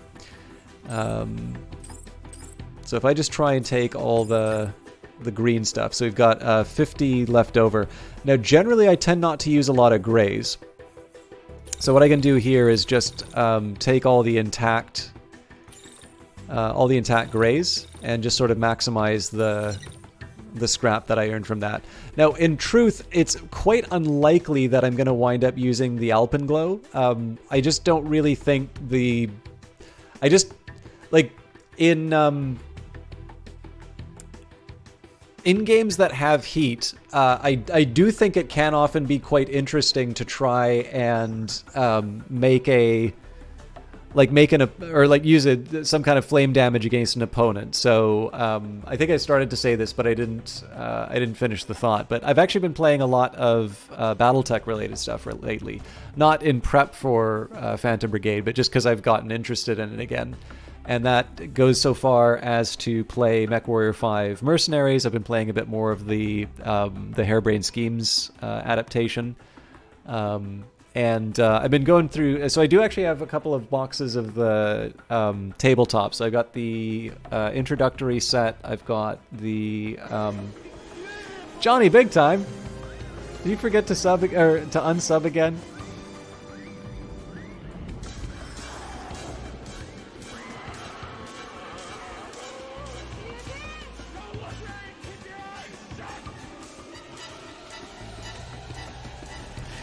All right, so for those of you who do not know him, Johnny Big Time is probably one of my favorite streamers on Twitch. He had to have a little bit of a hiatus. I know he's actually he's someone I admire across a few dimensions. Johnny has been so I've been at the same job, which I know a lot of you know doesn't really treat me that well, and I feel like there is a time I could have said that I got a certain amount of satisfaction from it, and that's long gone. Like, I'm definitely just collecting money and I'm doing what's expected of me, but any any hope and passion has since died because of just the way it is. Like, it didn't have to be that way, but the choices were made, and there's only so much I can bring to the matter. But Johnny has actually successfully navigated the job market quite a bit better. He's been able to go to places that sort of treat him better. And sometimes it just means that that's gone on to another batch of problems that maybe, they might have been better or worse, but like it was still, okay, I got some issues with this place now too. And he's just been doing a really good job of making sure that he sort of has his interests taken care of. And so I got a chance to sort of, he used to work as a chef. Now, he'll tell you one thing, but the thing I know, I can tell you for, maybe not for sure. I can't tell you the agency, but I think it's fair to say that Johnny Big Time either works for the CIA or the NSA. And I know this because if you ask him what he does for work, he's just going to tell you, oh yeah, I just do this. And it's like, a pretty generic sounding job. But I also know that his job has a preposterously large manual for such a boring job. And we know that if you work in sort of national security roles, part of your training is to answer the question of like, oh, so what do you do? And you're like, well, I'm a professional hacker, actually. I'm part of a military branch that's dedicated to, taking down critical infrastructure if the need arises. Like, you can't say that, right? So, all of your friends who kind of tell you a boring job that you'd like never want to ask them extra questions about, they actually probably have the coolest job in the world, and you're just falling for it. So, I obviously am a highly intelligent individual who is trained in counter-espionage and in fact know that Johnny Big Time is keeping your freedom safe while you sleep. But that aside, Johnny's just a really, really fun guy. And one of the things I love to do in terms of recommending him for his channel, because again, the whole reason for talking about the job stuff is that is the main reason why he's had a little bit of a hiatus from Twitch. Johnny has got an energy and just this tremendous personality, which really comes across in his broadcast as well. He also has this nice distinction of being like, he's very good at dealing with my incredibly trollish tendencies, and like my Snapchat rants and all the things like that. Like, when I'm falling into my usual excesses, Johnny is very good at just throwing that stuff right back at me. He's also been sort of beating the crap out of me at Wordle lately. So overall, like, just a really friendly guy, a very entertaining streamer. He's been going through the Outer Worlds lately, which I've not actually had a chance to play yet. I own it. I think we were both a member of the Epic partner program, and I'm pretty sure we each bought the Outer Worlds from each other. So just as far as like the affiliate money goes. But if you, again, he's a different style from mine. But if you want an environment where either it's just like really fun to hang out, or if you like somebody with maybe a little bit more energy or plays games that are have a little bit more impact, he's definitely he is definitely a really solid guy, and he's again, it's one of these things where I like to shout out the person as much as I like to shout out the broadcast, because the thing is that it's not true for every broadcaster, but when it comes to Johnny, like, the really great features of his personality are definitely coming across on his broadcast. Actually, Johnny, if you don't mind me asking too, is the quality of the stream okay for you? Because I've been dropping like, according to OBS, it's told me that I've dropped like 20% of what I've been broadcasting here, and I feel really terrible about that. And I know you've got a pretty good eye for this sort of stuff, so okay, cool. All right, so, I mean, I've been just got your test results, and it's good news. You get 2 weeks off of work, right? No. Congratulations on your false negative, Uncle Cranky. I'm glad to hear it. No, I'm really glad to hear that things are not as bad as they could have been. I hope your housing situation, gets mad, because like the thing for you is that even though you have good results from the test, I realize it's going to be a bit stressful to be in your environment. So I do hope for the best for you, but yeah, I'm glad that you got some good news on this.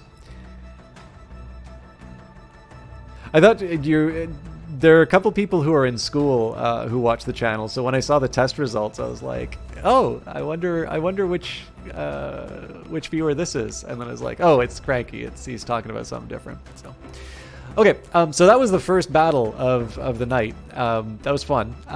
The challenge I'm going to be running into right now is there's a patrol. They're likely defending their bases. So what I'm going to do here, I don't think this is going to change too much. So if I go into stealth, I think I'm still in the sort of the detection range. Oh, I have to stand and deliver if I want to repair my people, though.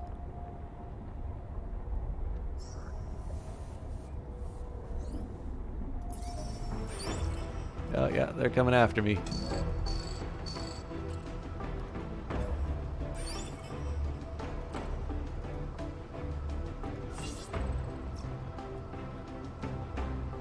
Okay. Oh, not overdrive. Curses. I meant to go stealth. Oh, they're coming for me. Yeah, they know. So what I was trying to do was repair, but I messed up the overworld.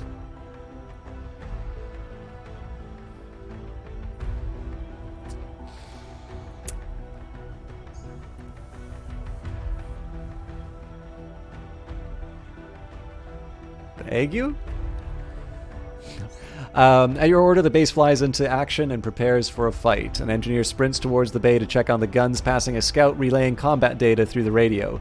There's shooting everywhere. At your side, someone's leg bounces up and down, boot heel tapping on the grate. By the way, I know I've said this a couple times before, but this is one of the details I really like in the writing. There's a lot of good little details in the writing, but this is one that I remember particularly well. I always kind of wait for this text to come up for combat. You feel eyes on you, waiting your command. Suit up. Okay. It's an elimination mission. Engage a group of hostiles with no support and eliminate them. Can be accomplished with 2 to 3 units. We've got your back. The base will approach the combat throughout battle, so you can retreat if you need to. Special Ops, a highly specialized squad of mechs. They are usually extremely mobile units carrying specialized equipment. Okay, so I'm going to try something a little different here. We are going to bring the hammer this time. And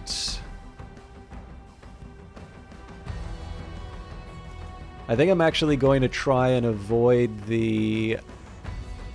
I'm actually going to ditch the melee entirely. I'm going to bring the stalwart instead.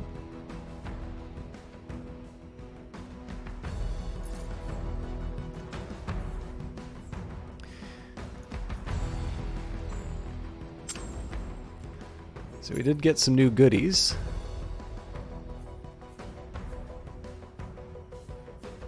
I don't want to spend too much time looking at this, but we'll just see if there's anything.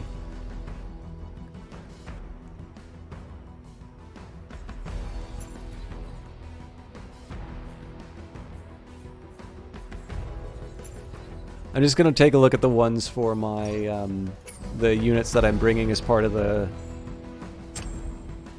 group. It's all heavy bodies, so I think we pretty much know that it's not going to happen, but yeah.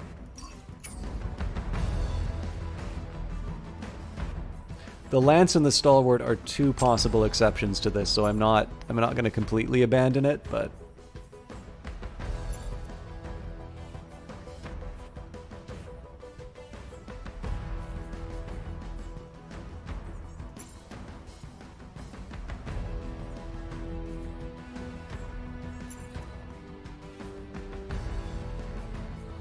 interesting. So this is a...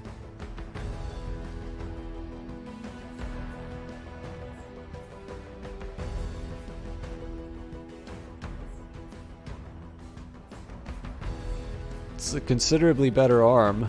Slight decrease to heat dissipation, but that's actually one I'm kind of willing to take the hit on.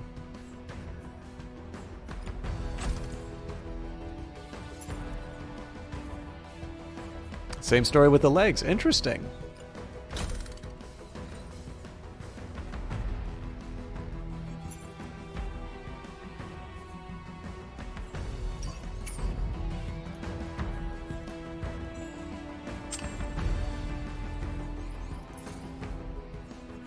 Okay, yeah, livery still matches.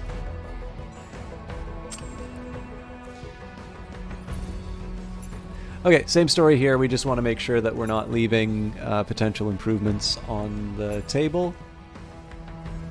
I don't think I want to skip this shotgun.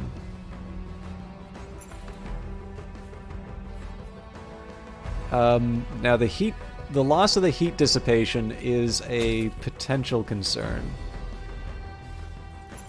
given that this shotgun seems to just burn my mech. I don't know. We'll stick with that though. Do you know what mech does not need improvements? It's not in this game, Johnny. I know which one you're talking about, and 100% we need to play it. I know you own the turn-based one. I would do anything to watch you play that. All right, we can engage the enemy, no critical issues. Warnings available for the squad. These are high priority recommendations, but they do not block deployment. I'm assuming here, yeah, it's no secondary item, but you can't actually equip a secondary item on this particular unit, so. Nah, see, Johnny Big Time really knows Battletech, so. You're allowed to say your favorite mech, Johnny.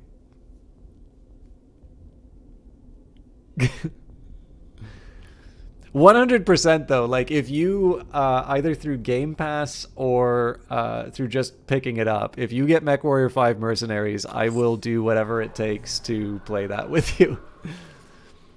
What a persistent bunch. Command won't commit any more drop squad, so let's get this over with. I was waiting for it. Okay, so looks like there is an attack coming in on the hammer. So, oh god, and it's a marksman rifle too. Okay, so the thing about this unit is it takes forever to move. So we are gonna dash. So priority number 1 is to stay alive, and then, you know, then we do our terrible things. So first priority at this point is just make sure that we can find who's being attacked and who we can bring into the engagement. So I'm totally fine maneuvering Tango to try and accomplish some goals. One thing that's nice here, right, is this hill. You know, this gives me some cover to sort of make my advance with. So one of the drawbacks here, I should maybe see if the mission briefing tells you what kind of weapons the enemy are bringing in. So just as a reminder, the reason why I'm panicked about this marksman rifle does 1536 in terms of damage. So every single one of my units, if that goes to their center torso, I don't get the option to retaliate. I'm dead. So let's see, plasma. Oh, I think the plasma launcher does a good job of following you around. So that might be I think that one might be a high priority target just because it's weird and I don't know what it'll do. Okay, so let's move up.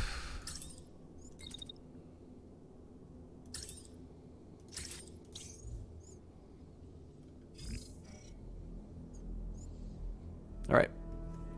So yeah, basically the standing order right now is just don't get hit by anything.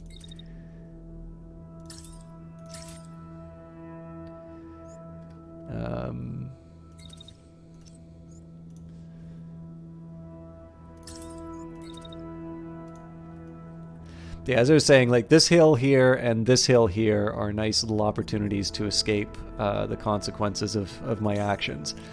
So the Sleipnir is definitely the one that everyone hates. So what am I up against? A machine gun, so I can actually sort of afford... Like, I don't want to get too cavalier about this, but I definitely can afford a little bit of pain from it. So if I do one of these, the idea is going to be that I'm running. So I start the jet basically at the time that the attacks are coming in. Now the ideal would be if I can run ahead and actually cause them to do some damage to their own people.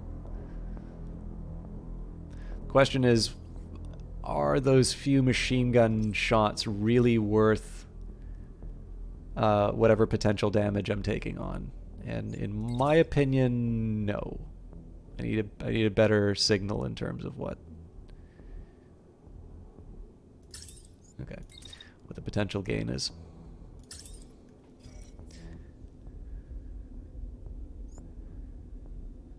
Yeah, so there might be a little extra damage there, I don't know. Now it looks like all these guys are actually out of my range, at least with my main weapon, so we're only going to do a little chip damage here, but that's fine. That just sets us up for the next turn. Survival is sort of survival is paramount on this particular one. So I think I said that the plasma launcher was weird and therefore sort of public enemy number 1. One thing I need to kind of keep in mind is that the machine gun takes a very long time to do its thing. So now one really big problem I have with this approach is that I'm going to be hitting it primarily on the shield. So let's see if I can do a little something to tilt it to my advantage. All right. So the only thing I don't like about this approach is that you'll notice that I don't have as many options for escape for this particular mech, and there are 3 mechs that can potentially damage them. So I'm going to need to think a little bit about my reply. The one thing that I do have going for me, though, is that this unit's going to be firing. I've got a few other people in the area to sort of cause some trouble. And so this is one of these cases where mobility may actually work in my favor. We could potentially get some people to sort of have a crossfire and hit each other. As a great secret, you keep seeing your range of attack. Yeah, so you have different ranges for your units. I think the Sleipnir is the best example. So this is my primary weapon. Now this is the optimal range. There's still the possibility of being able to hit, but you're going to do your maximum damage when you do it. All of the attacks are individually modeled here. So like when you see a bullet moving, it's actually checking to see if it connected with something. And like when you run into buildings, the buildings collapse and so on. So yeah, in this particular case here, because I'm so close to these guys, I use my sidearm rather than my primary weapon. Okay. So I think I'm going to do this in slow-mo. It's going to be a bit slow to start off, but let me just make sure everybody's moving. We'll watch it from the perspective of the bad guys.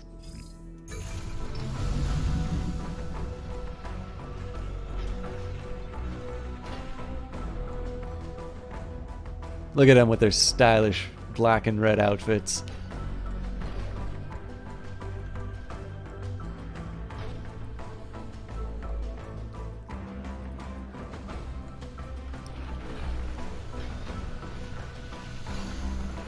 I think this is the first one to fire.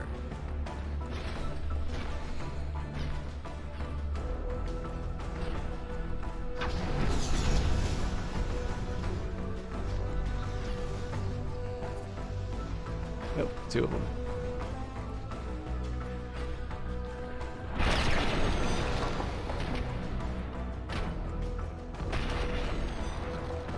Cool. So they got hit by their own stuff. So far, my people haven't been touched at all. So you can see here, right, that's my dash taking effect. They're not leading them properly.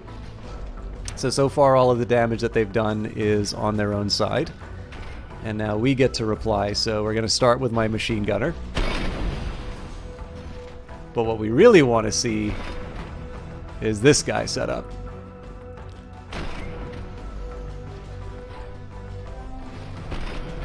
Sadly, no, Johnny Big Time. It is a very, very highly requested feature, and it is something that the team is working on. However, it's proving difficult to implement. I think the game we were talking about was Frozen Synapse. That's something they want to do for this game, but it's something that at this point we're not even sure if we're going to get it in version 1.0. But it is not for lack of trying. It's just a question as to whether or not they're going to be able to do all the other stuff that they want for the game.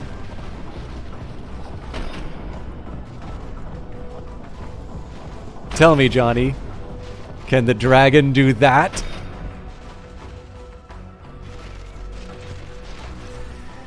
Okay, that was a good turn for us. I don't think any of our people took damage, and we've sort of got our people into position to do the damage that we want. So the question now is going to be, what does their reply look like? All right, so this guy's just going to scream, "Stop pummeling me." This unit, actually, it's already kind of neat. So they're going to be focusing on... They're going to be focusing on the Sleipnir, but they're going to be focusing on the Sleipnir defensively to start, and then they're going to be attacking. So what I want to do with this unit, like I can run around and sort of have the time of my life. You know, I could just fire as much as I want into this unit's back. And then at the end of the turn, in fact, I might do this. So then at the end of the turn, I move like this. So notice what happens, right? They're directing my shield so that I'm attacking their ally. And then right around the time that they're ready to attack, which happens at this moment, they turn their machine gun on their ally. I'd want to move a little bit sooner than I am here just to make sure that the machine gun like starts at the right time. But other than that, like that's an ideal turn.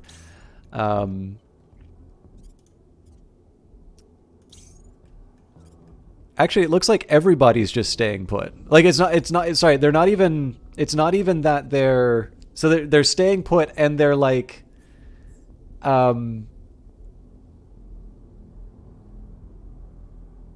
they're like not even moving from this really tight cluster. So I totally didn't notice that I took out the marksman rifle here. That's encouraging. This SMG still does some serious damage, though, if I recall. Yeah, so that's 960 in a full volley. So I will probably put up my shield just as a precaution. Oh, interesting.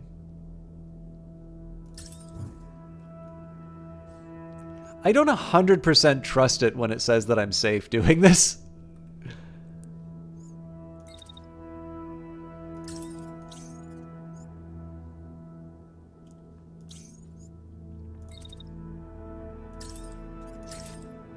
But I'll set up to sort of pop him with the shotgun. Kind of taking my life in my own hands, getting so close to the...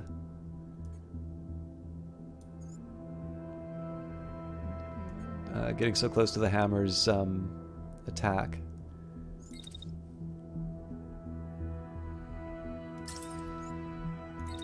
But then what I can do here is set myself up for defense against the dark arts.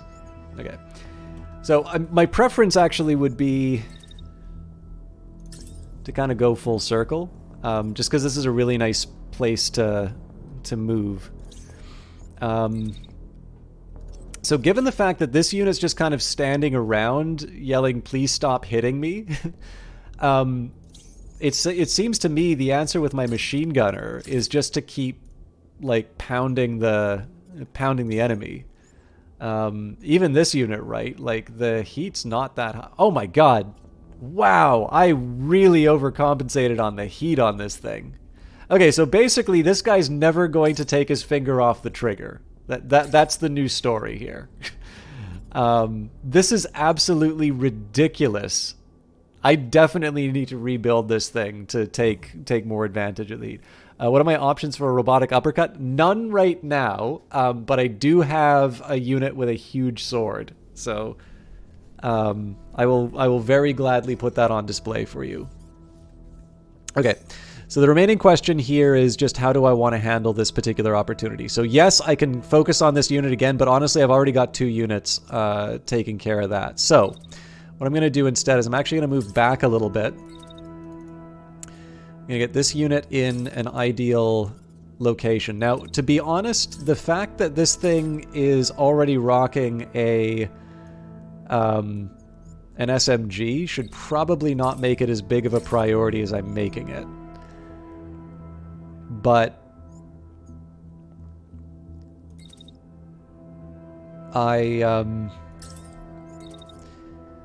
if you notice, I've actually changed... So the fact that I've changed this unit's positioning purely on the fact that they're firing at me with their sidearm makes me say that I want to take this unit out a little bit more. So I'm just going to make sure that I'm in my hiding place in time for the enemy attack, which I am. And then the last little bit is just to make sure that this enemy unit is firing into their friend's back, which I believe is happening. Yep. So we're going to do this in slow-mo again because honestly it's actually kind of fun to watch these guys flail around. And there's going to be lots of bullets, which is usually fun to watch, so...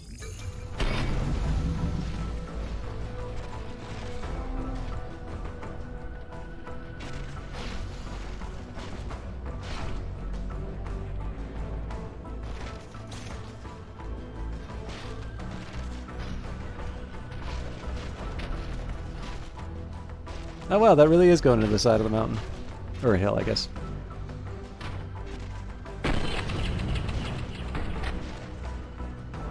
You know, if I focus this guy down, I might have gotten the concussion on him.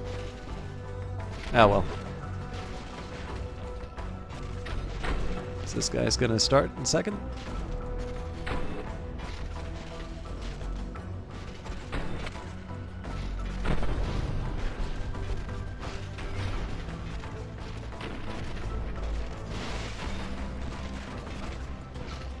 Yeah. I mean, they're taking the damage really well, but like this thing's almost dead, so which it definitely justifies my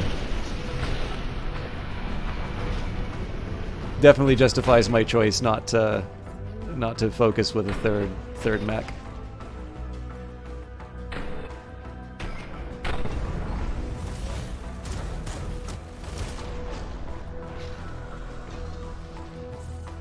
Okay, so as always, we want to just take a look at what the enemy's doing and try and make our determinations, around what's going to keep my people alive. So looks like there's at least one unit that's going out of the kind of this little zone of death that we've built. What's surprising about this is if you look, it seems like there's quite a bit of cover here, but it's actually not really served this. It hasn't really served this team all that well. So this guy's really close to having his legs taken out. So first question is, does anybody want to attack the Sleipnir? It does look like somebody is on the attack. Okay, so to the one...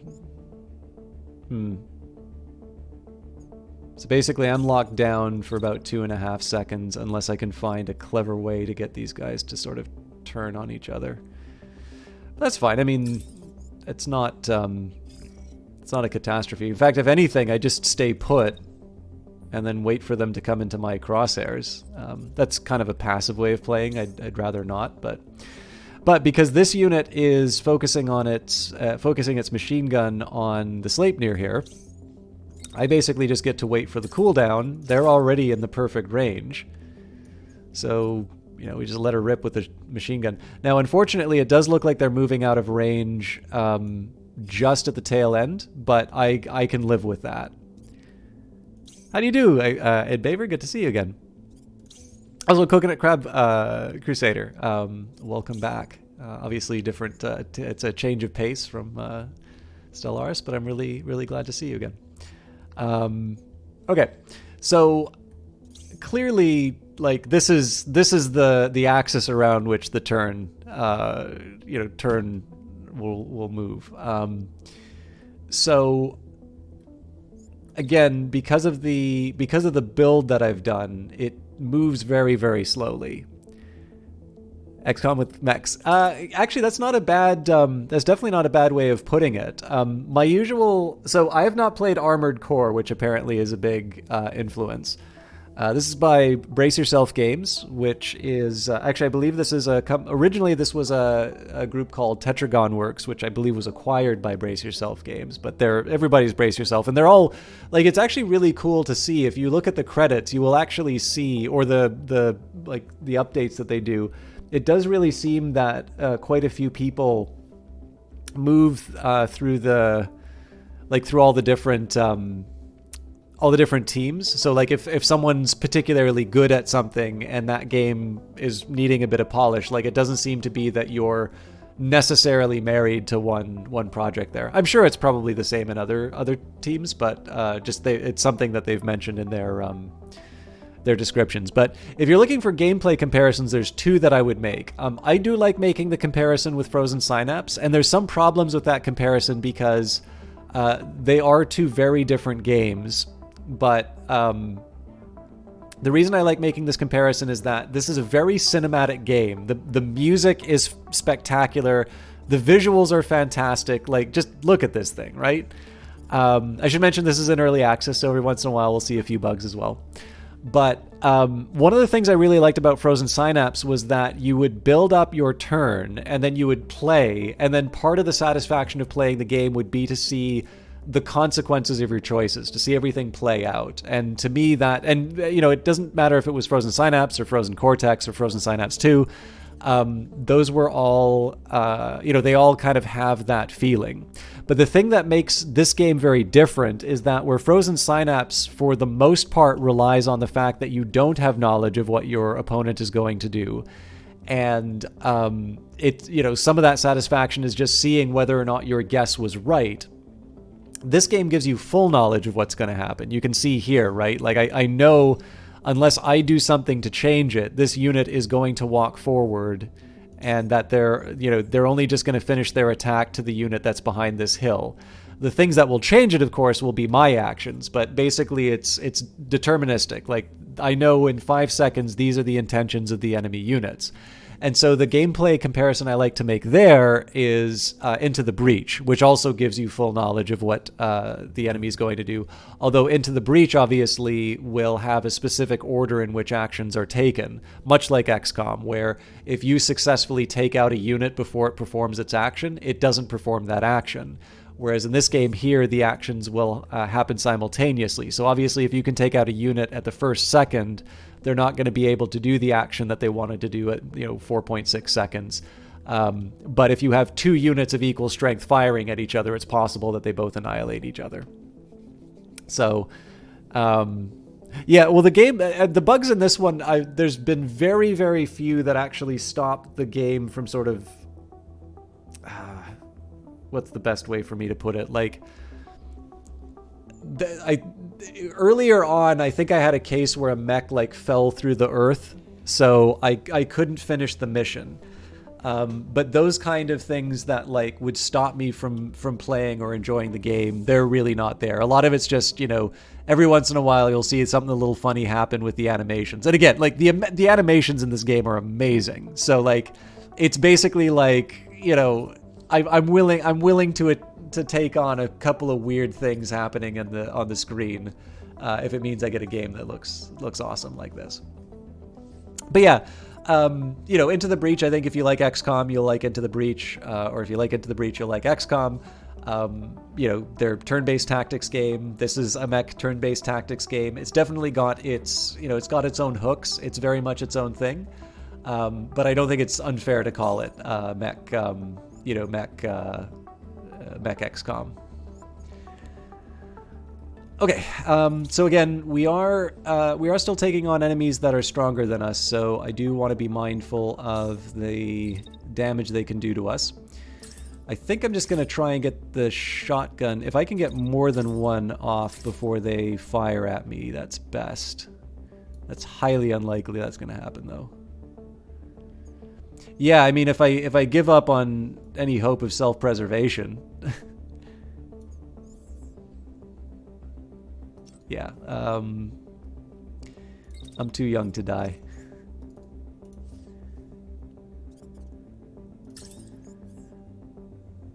Okay, so first of all, we actually need to get in position.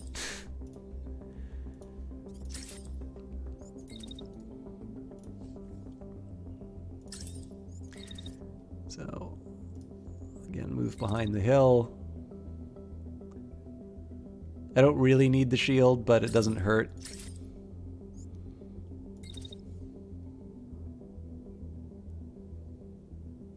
Oh, actually, there's a possibility here. So right now, I'm...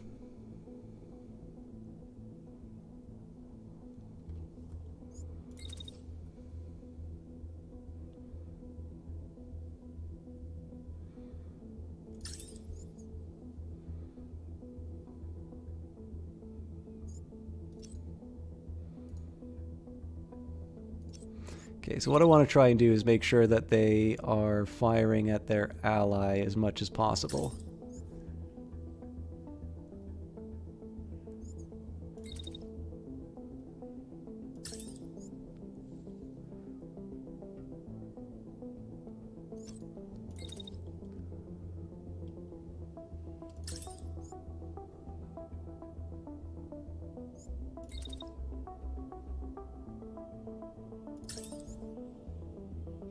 It's a tight window for it to work, but I'm convinced I'm going to be able to pull it off. Okay, so maybe I leave it there.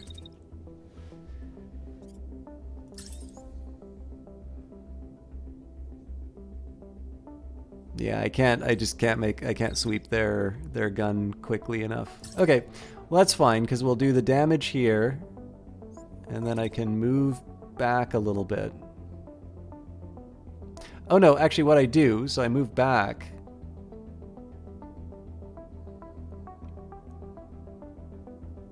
And then that opens me for the retaliation.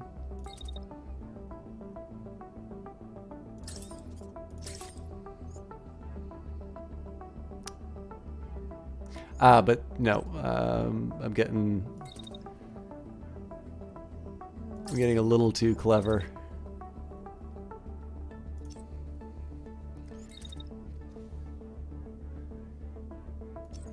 Yeah, so the problem with that was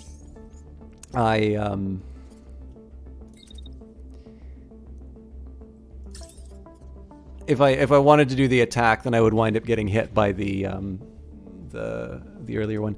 Also, sorry, you were talking about, Ed Baver, you're talking about you've been busy studying math. I think you were doing physics, right? It's been years since you did anything with math, and you underestimated how much your knowledge suffered from that. Oh God, for me, it's if I don't practice it, it's gone. So, but it's nice to catch a stream of yours if it works out that way. Being in the EU time zone does not help. No, I never take attendance, but I'm always really happy to see familiar faces. Imagine just being on a combat mission and seeing your ally falling into the yeah. I should mention too, it was an enemy mech, so basically I wasn't able to destroy all the opposition. Mech versus aliens has to be a game. Yeah, Into the Breach. And yes, I have. Not only have I heard it, I've played Age of Wonders: Planetfall. That's also another great one. I mean, Johnny's seen that one. It's got like the E3 trailer's like one of the best I've ever seen. It's got like, that's the one with the Amazons riding dinosaurs.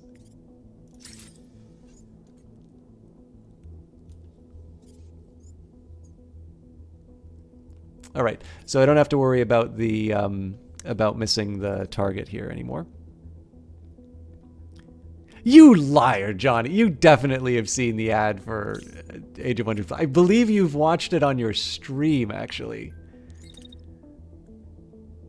All right. So I actually need to move back, it turns out. This'll work.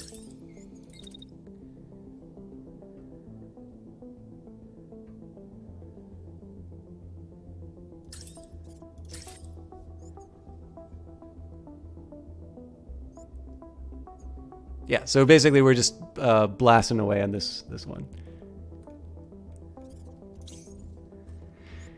Okay, and I think the Sleipnir just stays put. Actually, the one exception to this will be we'll wait out the last of the shots.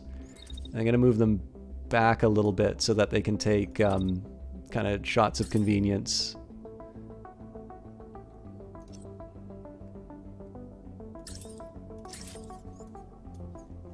So I try not to let that move over the 5-second mark if I can, just because it commits me to an action for a future turn. Okay, I'm gonna run. I think I'm gonna run this in real time. I kind of want to see what this looks like.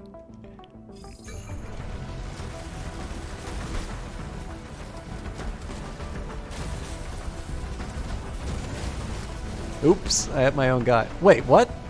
Oh, because someone's legs got taken out. That's why there was a friendly fire. Command of the base is circled around the perimeter. We're ready to pick up the squad if needed. The enemy will hold the site if you do so. Okay. Well, given the fact that the enemy was... remember that this was the elite squad coming to kill us. So, let's just see. There should be a couple of enemies ejecting here. So, SMG users still kicking around. This unit's escaping. SMG is now targeting the machine gunner. And this unit actually gets off scot-free because it's hiding. All right, so I'm going to go around the edge. We're going to do the shotgun thing. Minding our heat. Okay, so they're using the shield on me till the last possible second. So what I basically want to try and do here is time my attacks around their shield usage. So, yeah, actually, in this case, I have a perfect window before they put up their shield. So I'll just stay put. And then at the end of the turn, I may need to make sure that I'm out of the way. So all that I do here is I wait this out. And then what I'm going to do here is I'm going to move back. Notice that I've got a decent... I'm in range to be able to damage the unit with the submachine gun. So her ally is completely incapable of doing anything, while I still just get to, pound away with my assault rifle. So the last question is, what do I want to do with the hammer? So this is a bit of a dangerous move, right? Because this is a slow-moving unit, and I'm going into the range of this particular unit being able to cause me problems. The good news is that this current unit is limping. Its lower legs are shot out. this is going to potentially give me the ability to start attacking this unit.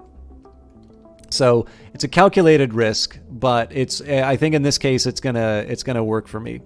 The only thing I'm worried about is whether or not I'm going to be able to move my machine gunner in time. So if we do something like this, okay, nope, but I might be able to dash.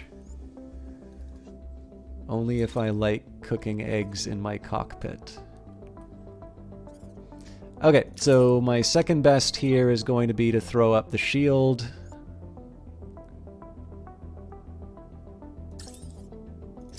Maybe push it forward a little bit. Actually, that's not entirely true. I could walk it. See if the jet... Nope. So I gotta walk it and just defend myself through other means.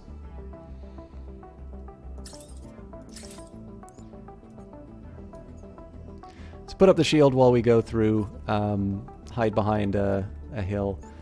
The big question is, what do I do with the rest of the turn? I think I'll get myself in position for future engagement. When you were 5, you wanted to be T-Rex when you grew up. If I had to pick what Paradox game is the worst AI, you know, I got to admit, Coconut Crab Crusader, I don't really pay a lot of attention to AI. I remember in Stellaris, the AI used to do some incredibly strange things. Like it would let me win battles that I very clearly shouldn't have. Crusader Kings 2 also seemed to do some really weird stuff to me, but I don't actually have a strong opinion on that, just because I don't know how many things are me responding to the game's mechanics as opposed to the game's like AI. But I definitely felt like in Crusader Kings 2, I would have allies. Well, I mean, sometimes in Europa Universalis 4, I also had allies that made questionable strategic decisions. But it's kind of hard to say that the AI in EU4 is necessarily bad, just because like they seem to get their act together when they want to kill me. But yeah, I mean, the old Stellaris AI definitely, it felt like it needed some work, but that's not really true anymore. But yeah, I'll be honest with you, like I'm trying to answer your question, but I'm not, like, I just don't think I'm equipped to be able to answer something like that.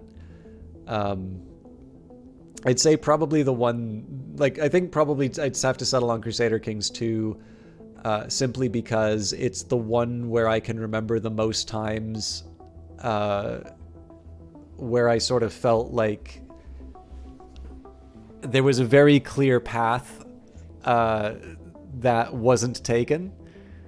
But yeah, I don't know. I know that's like a lame answer to your question. Do you have a strong opinion?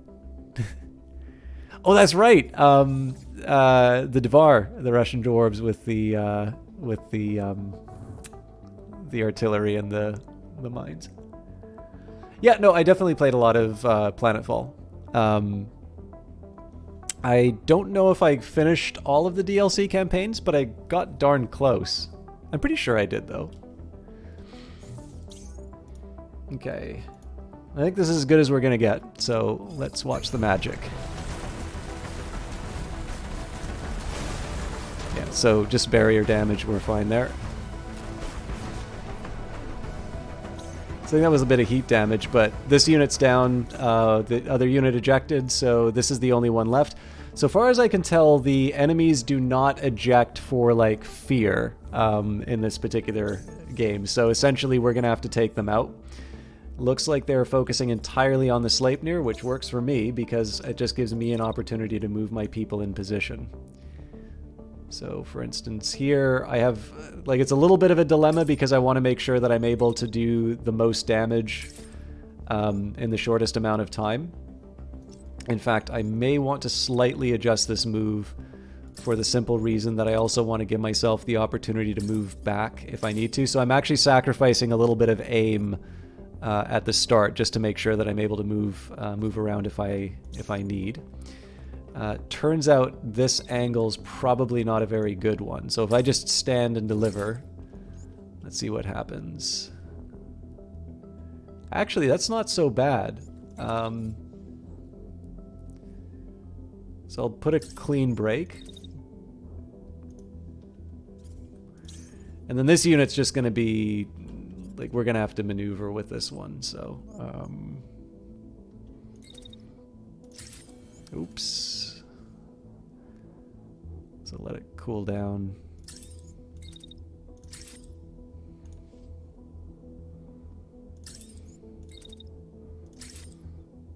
They'll be finishing his well, Tango will be finishing her move at the start of the next turn, but they'll also be attacking, so I think we're safe.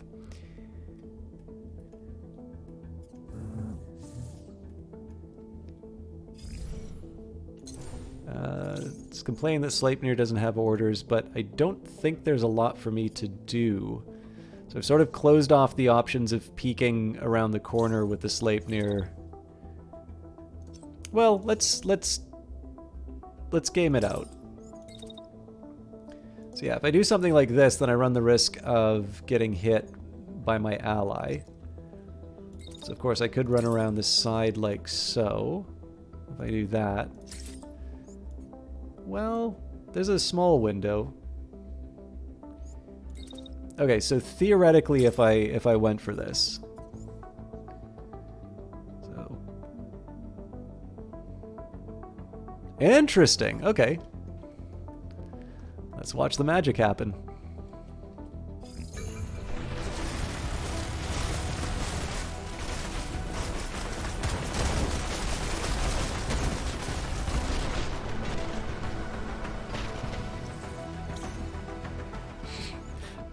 Now they pick the shield. Yeah, so I mean, the thing that's nice about this is that they're committed to attacking. This is one of the reasons why I don't let my attacks run over the 5-second mark, because this guy can't do anything to protect himself. So we're going to finish the machine gun run. We'll cool down as much as we need. So yeah, that'll take me to the end of the turn. And the real question here is, how quickly can I get the hammer in play?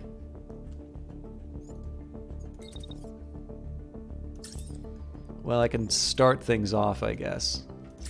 There's a small worry that they, like, with this wide opening, they may be able to retaliate, but I do not think that enemy is going to be surviving past this turn.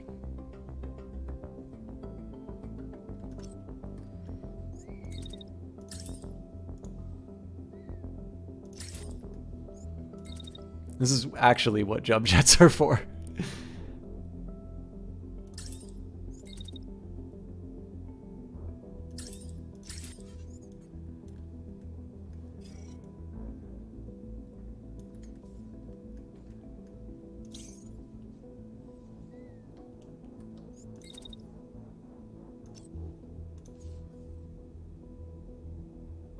So I mean, this is kind of egregious at this point, but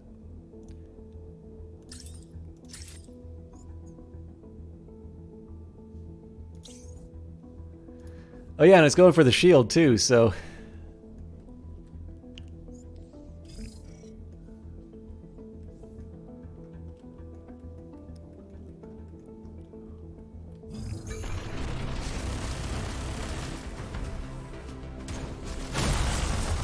right arms down. So this thing's, assuming it survives, it's going to eject. Yeah, but so each Parax AI iteration has specific concerns, especially with complicated and/or alternative options. Specifically, they seem incapable of planning ahead like humans would, which is both sad and odd given what the games are. I mean, to a certain extent, I think it's important not to expect too much. There are some very, very impressive things that people can do with AI. I had the pleasure of meeting, so back in Vancouver when I lived there, I got to meet someone who has done quite a bit on AI, and I got to learn a lot sort of about how... That was like one of the first times I really had a proper sit-down talk about game development and maybe sort of helpfully had some of the ideas that you just sort of pick up reading games journalism that hasn't really bothered to like talk to anyone actually working on this stuff. Like I guess you can debate as to whether or not it counts as journal. I won't go that so far, but like, or like, you know, the kinds of opinions that you see on Reddit, like that was a nice little chance where I actually got to hear someone who was a practitioner talk about what they were focusing on and what mattered to them. And it sort of helped me be a bit more discerning in the types of material that I was reading. So I guess one thing is that like I never want to expect an AI to, you know, to do.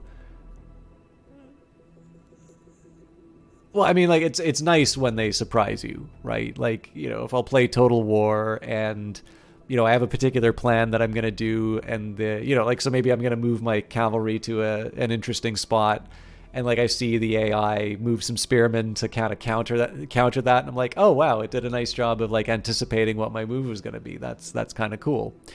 Or, you know, Civilization sometimes does some interesting things. This game actually does. I've seen this game set some traps for me where I'm like, oh wow, I really don't know how I'm going to respond to this.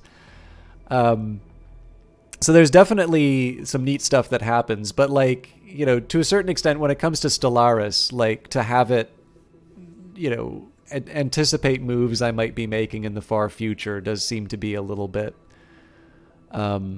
much. Like even me as a player, I tend to think about what maximizes my own outcomes as opposed to try and think about like what an opponent is going to do sort of 50 years down the road. But I don't know, like I said earlier, like the problem is that it sounds funny, right? Like some things you'd think are obviously AI, and you're right on those, but there are some other things where things that I might normally attribute to AI are actually just simply the game's mechanics working as they normally are. Like what I think is actually the game taking a certain set of actions are actually just things playing out that has very little to do with it making a particular decision. I don't know, like in general, the other thing too is like I don't mind admitting that I prefer winning to losing. I don't like get super sad when the AI beats me, but like I think in general, like, sorry to like rant on my opinions on this stuff so much, but like there's a big deal. I think it was when Halo 3 came out. There was an article that was written about the research that they did for that game, and this was apparently a game where Microsoft got, I'm pretty sure it's Halo 3. I could be wrong on which Halo it was, but like this was a huge undertaking.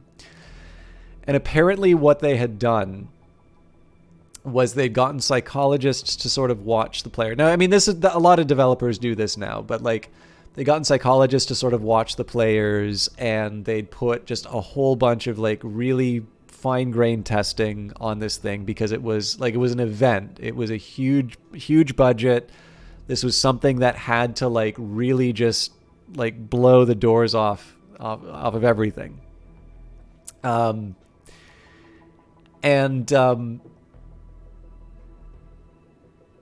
admittedly have not played a lot of Halo 3, but I kind of know a bit more about it. And the one thing that I get the impression of is that you don't lose a lot in it.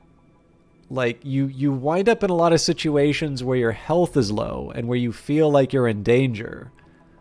But like the idea of hitting this wall that you're like never, like that you really struggle to get past, I don't really hear people talking about that in Halo 3. And again, like I'm dealing with impressions of a fairly old game now, right? So, you know, I could be wrong, but that was kind of where I developed this thought that like maybe what the revealed preferences are when people actually sit down and look at how people play games is that, you know, like everybody likes to pretend that the only game that's good is like Dark Souls and that you got to be hardcore and, you know, just get good, right? And that's not to say Dark Souls is not a successful game. In fact, I would argue that probably one of the things Dark Souls does really well is presenting you the illusion that you're overcoming this seemingly impossible challenge rather than it necessarily being, I don't know if there's an objective measure of difficulty, but where you'd see Dark Souls at the peak. But with that in mind, like it feels uncompromising. It is definitely pretty brutal. So I also don't want to I don't want to soft pedal the difficulty of that game, but I think there's a little bit more going on. But like the thing is that I think for the most part, most people actually prefer beating games and not dying and not like having things interrupt them. But if you were to ask people what they like, they're probably going to say more things along the lines of like, oh, I like a challenge. And it's like, well, why do you say that? I mean, it's kind of the same way that if you'll like say, your coffee or whatever, like you'll say the sort of stuff that you see on advertising. It's like super dark coffee or whatever. But in practice, like I know there's not a lot of people who really like dark coffee. It's usually they tend to like the lighter stuff. It's basically, it's just one of these things where I also kind of keep in mind that a lot of the things that have been put into games are developers protecting me from myself. So, for instance, there's a Sid Meier talk on the making of Civilization, like the first Civilization, and talking about players' responses to random numbers and how you feel very entitled to these miraculous, like 1 in 3 chances, but you get really annoyed when you don't survive something you should only survive 1 in 3 times. And how like people have a tendency to reload every time that they get beaten on something, which is the reason why they put in like seeded random numbers. It's effectively to protect you from your tendency to not accept losses. So given that I know all of this, and like given that over time I've sort of accumulated these anecdotes from different sources, the Sid Meier one is available on the GDC website, I'm pretty sure, or their YouTube channel. I'm always really careful to kind of talk about, like usually when it's like negative stuff, like sometimes there's stuff that just doesn't work and it makes you unhappy or you don't like it very much, and like that's totally fine, right? Like opinions are opinions and you don't always have to say nice things. But I'm always a little careful whenever I talk about like the worst of something, particularly when it's a subject I don't know very well, because particularly when it comes to games, the more I have looked at it and like the more I've tried to like understand some of the games that I really enjoy, the more I realize that these things are in some ways very much like movies. So like I've worked in movies, so I can tell you a lot more about those. And like I think everyone kind of accepts that movies are like total make-believe. Like intuitively you understand like the space movies don't take place on on an actual spaceship or on an alien planet or whatever. Like we're obviously like we're not stupid. But even like little details as to whether or not, like I'll put it to you this way. I think deep down you assume that a lot of places that you've seen in movies have ceilings. And I guarantee you they don't. In fact, I'd say most of the rooms that you've seen in movies don't have ceilings. And those times that you saw a ceiling, there was a ceiling specifically put there to create that illusion for you. And that has everything to do with the placement of lights, right? So, like, the number of things, like, little things that movies like completely lie and like mess with you about. And I mean, like there's can be big stuff too. So like there's the movie Braveheart. There's a scene like Mel Gibson's charging the English, and he changes from having his claymore on his back to him drawing his claymore to him having an axe in his hand to him having his claymore again to him having like 2 weapons. Nobody who watches that ever talks about it or points it out until I draw their attention to it. And then it's like the only thing that you can see. So and you shouldn't, because like it's an exciting moment where the Scots are charging the English. But the reason why I'm doing this digression on gaming or on movies is like I'm beginning to appreciate that there is a similar set of like, I'll call them cheats, that exist in gaming to allow me to have fun. And they could be everything from like BioShock never allowing your health to go to zero from a shot. So like there could be, let's say there's like a weapon that damages you for like 99 health and you were at 50. It will always make sure you have 1 point of health left so you can try and run for cover, and that you have to be at that like last level for the final kill to come. Or like, I think there's another one about like Spec Ops The Line where the AI very deliberately almost escapes your grenades. They're perfectly capable of running and calculating the distance to get away from your grenades, but why would you use grenades in a game where the AI can reliably always dodge them? That's not fun. And so, the more I've learned about this, the more hesitant I've become to like give these proclamations on like certain features and like how things work, just because I always kind of know, like especially on AI stuff, like there's probably an entire world of interesting things happening for my benefit that might seem like mistakes, but aren't necessarily. Another one that I hear, I think this came from Sid Meier's memoir. Apparently, a really common complaint about a lot of AI and turn-based strategy games is people say that the AI cheats and it has knowledge of the map that players don't. And apparently, at least as far as Civilization is concerned, few, if any of them, have actually taken advantage of them, and that it is in fact that the AI is just that good in those games. And it doesn't matter that people are always going to complain that the game is taking unfair advantage. So,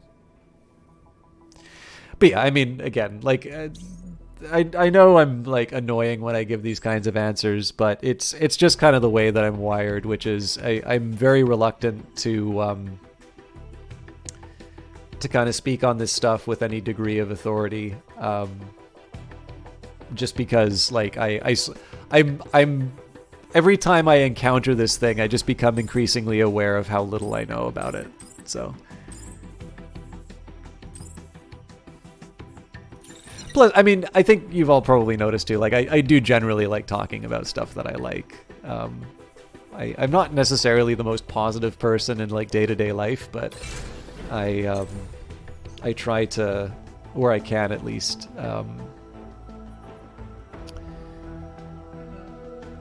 I try to if I complain about stuff, I try to make it funny. Okay,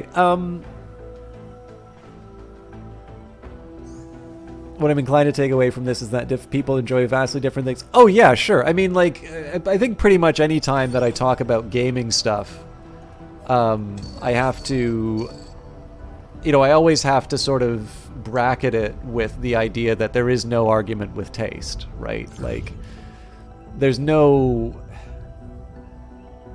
way that, like, even the really popular indies that I like. Actually, here, I'm going to do a quick experiment here. So I'm already kind of late on the stream. I am going to try and get one more round in. But I want to take a quick second here and take a look at the sales.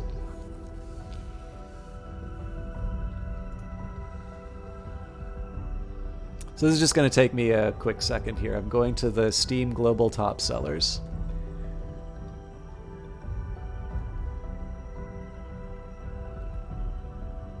Okay.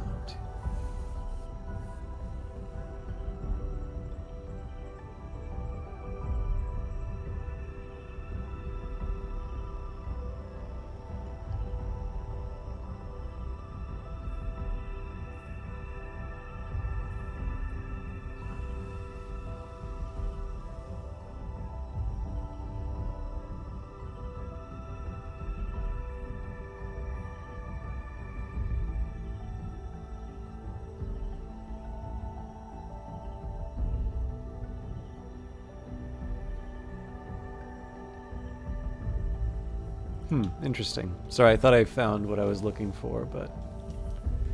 Okay, there it is.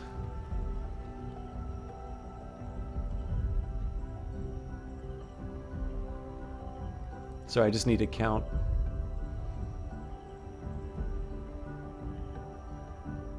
Well, actually, here's how I can break it down for you. So I'm taking a look at the global top sellers on Steam. Stardew Valley is not on sale, but it's in the top 50 of global top sellers right now. It's in position 46.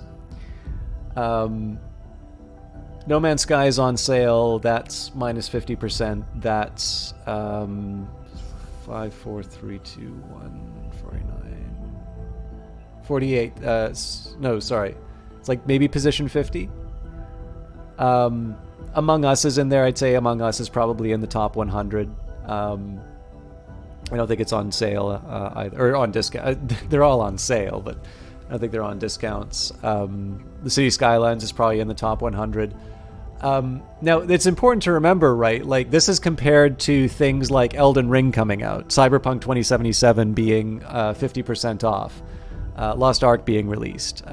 Fall Guys, I think, is within the top 50, or close to it at least.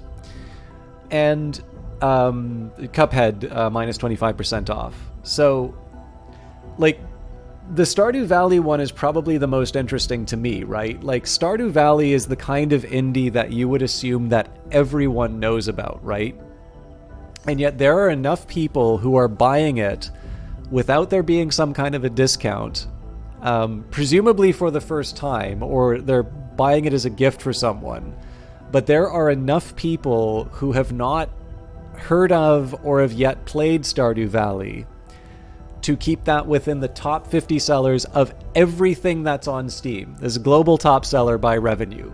You know, a $17 game. So obviously that, you know, compared to the Rainbow Six Siege, which is above it, which is an $80 like pass, you know, it is selling considerably more to be able to hold that position. So, like, the thing is, and like, I used to make this example for Among Us. This is because Victoria Tran had just moved to Innersloth, so like, I was paying a little more attention to that game than I was before, and like, that was back when like the game was in the Steam top 10, and like, it was like, even though this is something that's like appearing in non-gaming media as like a phenomenon, like, there are enough people who do not yet have this game to make it a top 10 seller on Steam, right? The fact of the matter is, like, for me, I have no idea what the quote-unquote average gamer is into once I take a look at those numbers. You know, if I take a look at top player count on Steam, top 10 here are Lost Ark, CSGO, Dota 2, Destiny 2, Apex Legends, PUBG Battlegrounds, Yu-Gi-Oh! Master Duel, Rust, Grand Theft Auto 5, how many was that? 1, 2, 3, 4, 5, 6, 7, 8, 9, 10. And Mir 4. I've not even heard of Mir 4. Grand Theft Auto 5, I have to assume, is always going to be huge. I kind of knew that Rust was a huge one. Again, I don't know anything about Yu-Gi-Oh!, but it doesn't surprise me that, you know, that's high. You know, like, and, you know, the Valve ones, clearly, they're the only game in town as far as being able to play that stuff. But like, the fact that I haven't heard of a game that's currently one of the 10 most popular being played right now, like, obviously I don't know anything about gaming. So, you know, I guess it's just one of these things where, you know, no matter how popular you think the game is, like, I'm presumably, unless you're like a major publisher, there's probably always going to be more people who've never ever heard of your game than have played it. And I suspect that is one of the things that makes games still sort of viable, like financially viable. Even though I know it's, you know, certainly it's very commonly said that, you know, it's hard to make and sell games. But yeah, it's just one of these things where, you know, it's a, like I don't just say there's no accounting of for taste to like try and like diffuse a potentially contentious issue. It's the fact that every single time I look for a signal as to whether or not I even have an idea of what a mainstream opinion on gaming is, I couldn't tell you. I can tell you what people on Twitter and Reddit are saying, but even then, if I take a look at those opinions relative to what revealed preferences are in terms of how people are actually spending their time and money, it's very different from what I would have expected. So, anyways, into the fray. The base comes alive with the sound of boots crashing against the floor. In the hangar, an engineer shouts his instructions to the crew, and a pilot rushes to get changed. You keep your eyes trained at the battle console, settling yourself with a deep breath. As fun as the hammer was, I think we're gonna switch out. I don't know if Johnny's still around because I know he's got to be up early, but I will bring the gavel back for the melee attacks. Do I want to have 2 shield boys? Let's see what the assault says here. So, attack a heavily fortified military location, eliminating all hostiles. This can be accomplished with 3 to 4 units, but be on your guard. Be careful, dangerous autonomous turrets are detected at this site. Wipe out the enemy units to disable them. They're dug in like ticks. Bait the enemies to bring them out of cover or use indirect fire weapons. We've got your back. The base will approach the combat throughout the battle, so you can retreat if you need to. And the enemy garrison special ops, a highly specialized squad of mechs. They are usually extremely mobile units carrying specialized equipment. Already here, the enemy are ready to immediately engage you, so keep your wits about you, and they brought backup. Reinforcements are on the perimeter and may deploy during battle. So 3 on the field now, 2 in reserve. Again, unknown number of turrets. I'm thinking the lance may not be the most appropriate choice in this case. So what would the alternative be if I want to switch out the... Ooh, do I really want to try the linebacker again? You know what, let's give it a shot. I may regret it, but... Actually, here's what I'm going to do. Oscar gets the linebacker, and Tango gets the stalwart. Okay, we are going to customize the mechs, though.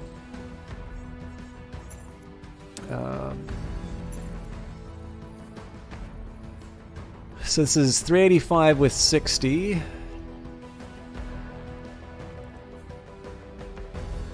The axe has got some pretty sweet concussive damage.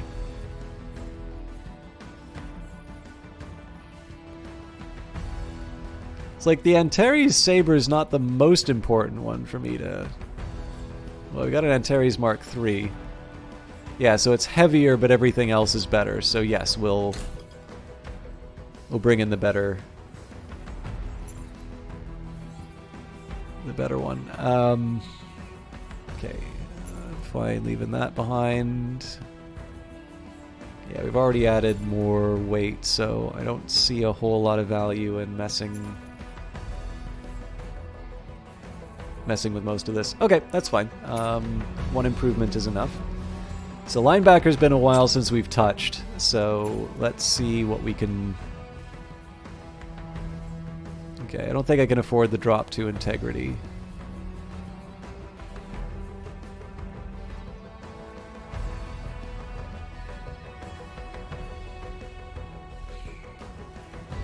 I mean, it's tempting just because of all of the other improvements. Let's see if I've got other items I can pick up. So this is good for 1486. Holy crap.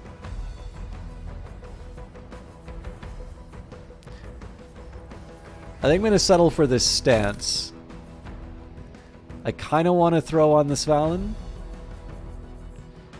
But, oh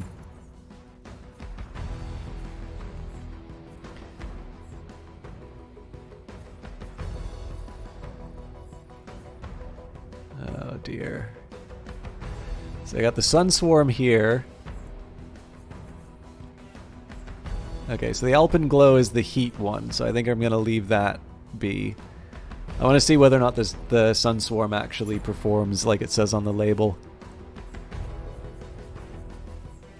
Yeah, so the real question here is that with my current 13 speed, I can give up some heat dissipation in exchange for a Nox body.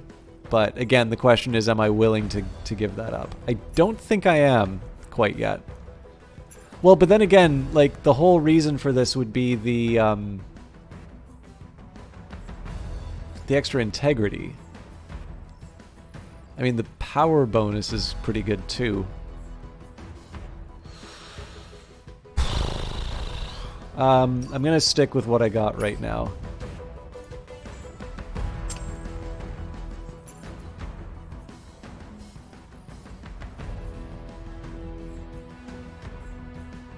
Yeah, so the heat dissipation's a worry, but...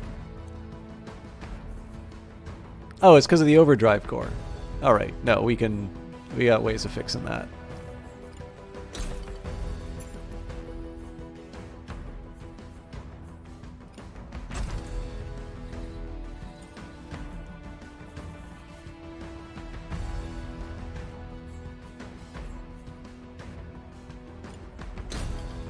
I hope this is the right call.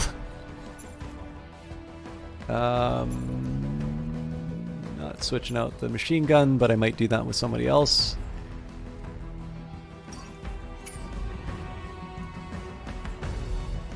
Okay. Stalwart's already a pretty good looking mech.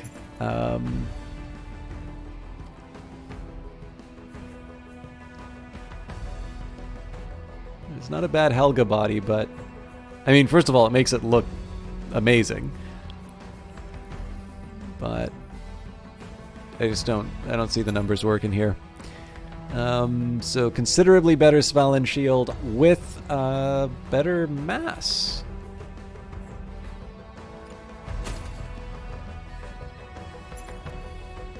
Okay, so the Hurricane 66 concussive compared to 56 in exchange for 11 more damage.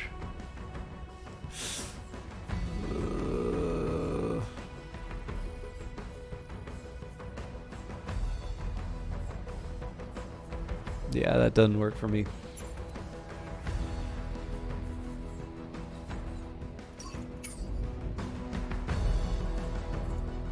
So I guess we'll just take a quick look at the gavel, see if there's any... Or I think we already did this, didn't we?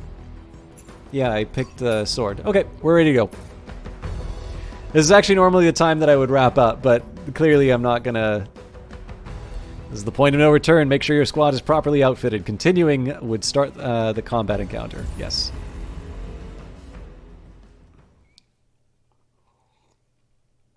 I'm not gonna prep for combat and then say, good night, everyone. Alright, I already see a big gun. A Vulcan. Good news is, we just need to shoot one arm for it.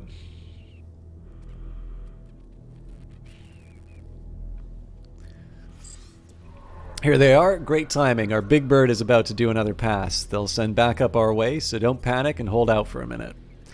Alright, so we've got a machine gun turret in the area. 3 mechs. Is there really only one turret? Guess there is. Okay.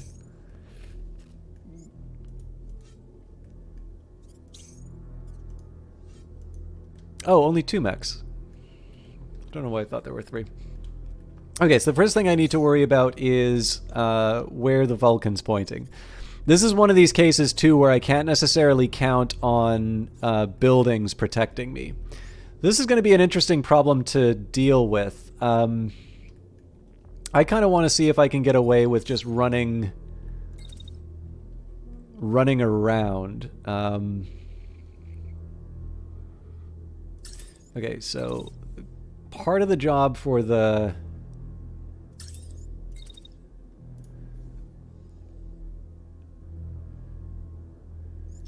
Okay, I'm gonna do this slightly differently.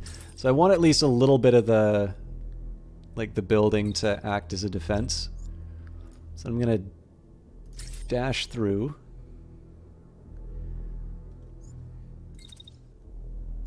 It's like the idea here is I'm trying to cross the distance in a way that will let me... Oh, actually, hang on.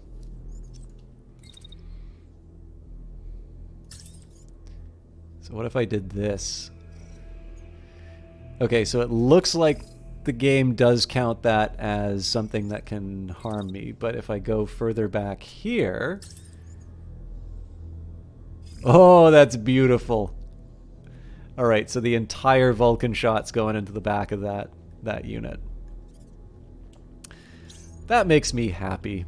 All right, so now I gotta see how quickly I can get my linebacker in position without crashing into my own unit, obviously.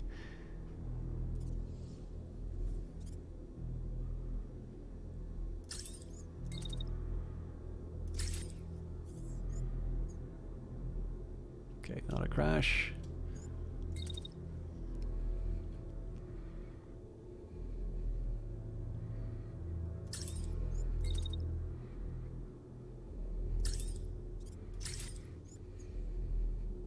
So I don't think this is going to do a world of damage, but it's going to give me some options. So I'm happy to leave it there.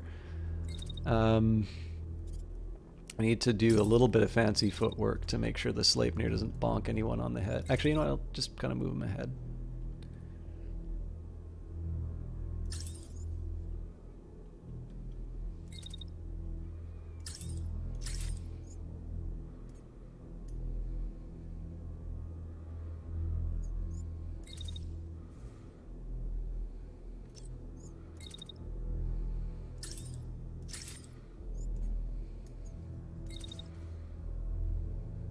Yeah, okay. I don't want to be staying. I don't want to stay in the region to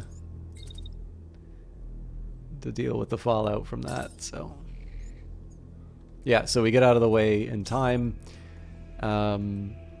So the last stage of this plan is to try. Okay, so we wait him out. Peek around the corner. Oof. Oh, right. Sorry, that's a machine gun.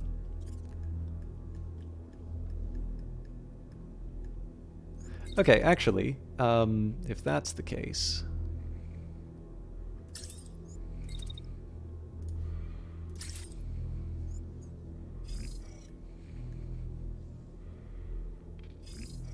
very likely that that's going to produce a crossfire that helps me, that makes me catch the linebacker, but I want to see if I can make it work.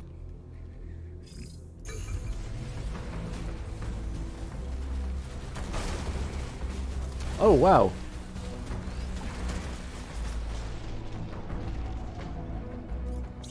What kind of shotgun is that?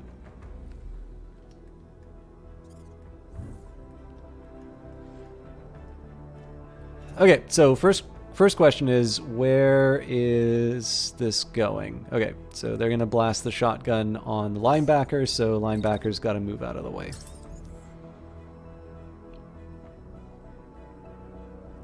Okay, second priority. Now see, that's a bit of a shame, because they're, like, this unit's just kind of staying put for a very long time.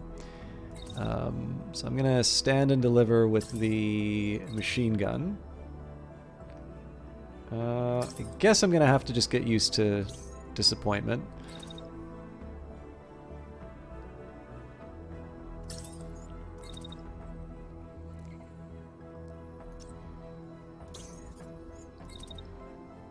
I'm going to try and bully my way through here.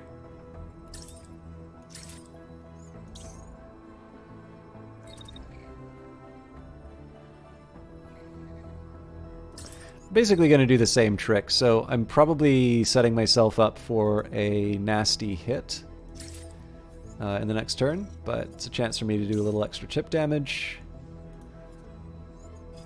And the Sleipnir is going to be in position to ambush the Vulcan when it... Well, actually, you know what? We have plenty of opportunities to get a better spot. So first of all, I want to make sure... All right. So I gotta time the trip around the turrets just so. Okay. So one thing I'm potentially doing is setting myself up for a rather nasty retaliation. Ugh. I don't want any part of that. Okay. There's a much more direct way of approaching this. Hop up on a building and just get as many shots as you can. So obviously I'm gonna have to zip out of the way if I think if I think the bad guys are gonna do me some harm. One of the things I'm gonna do with my melee unit, as far as I can, I'm actually gonna keep that Vulcan firing on his ally, and then I can just get a chance to sort of run around the edge and do something a little bit more interesting. So again, I want to see what happened with that shotgun.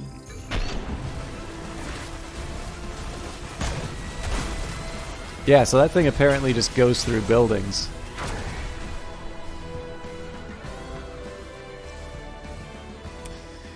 Okay, reinforcements coming next turn, so let's keep an eye out for trouble.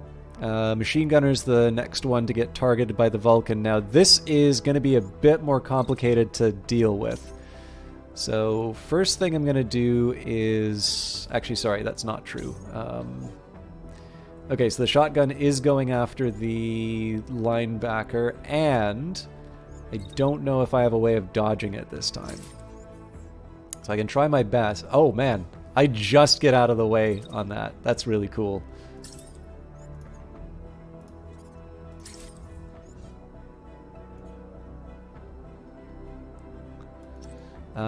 I think in this case I'm actually going to go around the side. I'd rather not set myself up for some tragic consequences with the heat. Okay, so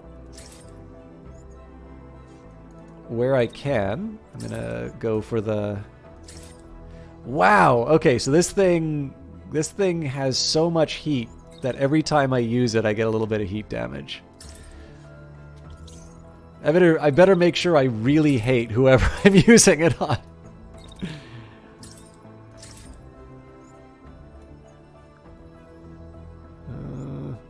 I don't feel very good about that attack. It feels like such a waste to just keep him there, though. Okay, here's what I'm going to do. This position doesn't really serve me past that one hit, so...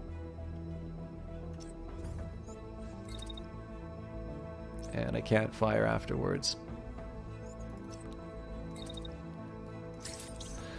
Okay, so remaining question is, how do I deal with the Vulcan coming after me? I basically have this window of 3 seconds, or well, 2.5 seconds is more like it.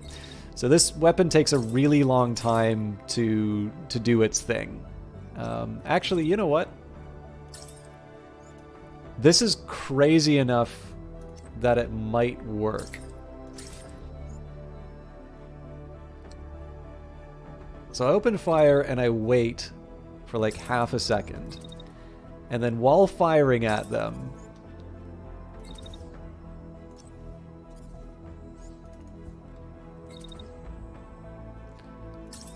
Okay, so how much cover do I have? Okay, so I gotta start the walk a little bit sooner.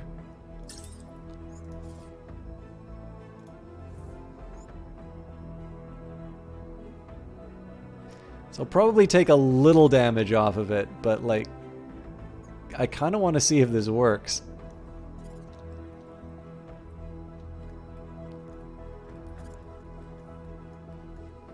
So this one should be a great escape. I'll start there.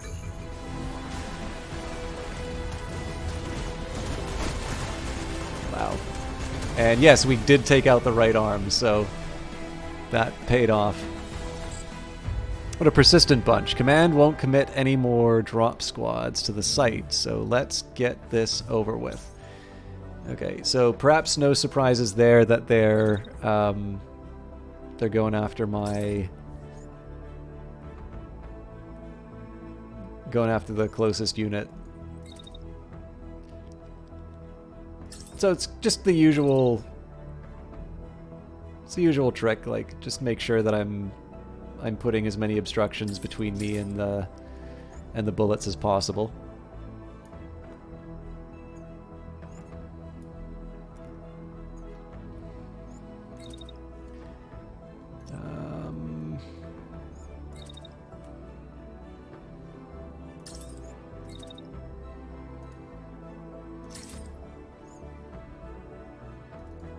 Is there any possible way? Yeah, no, the building that protects me also protects them. Okay, that's fine. I'm gonna go into the center area. Actually, I should probably be building for retaliation on these guys in mind, so... No, actually, this works for me. Okay.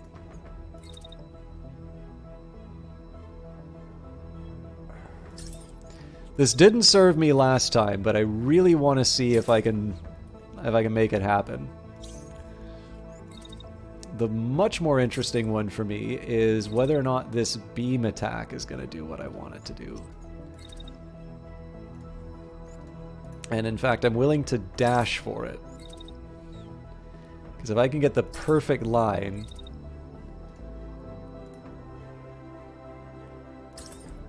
Again, there's going to be hell to pay next turn, but I really want to see if I can make this work.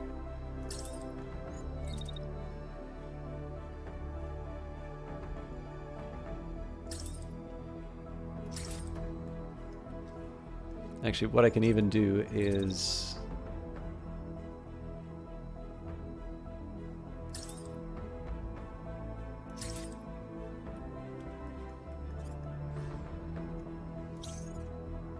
It's like, obviously we're not out of the woods. This thing's still going to be involved in the fight.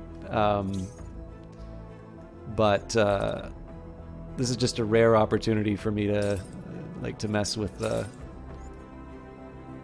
enemy units. So I'll take my pot shots with the Sleipnir where I can. And just get ready for the retaliation.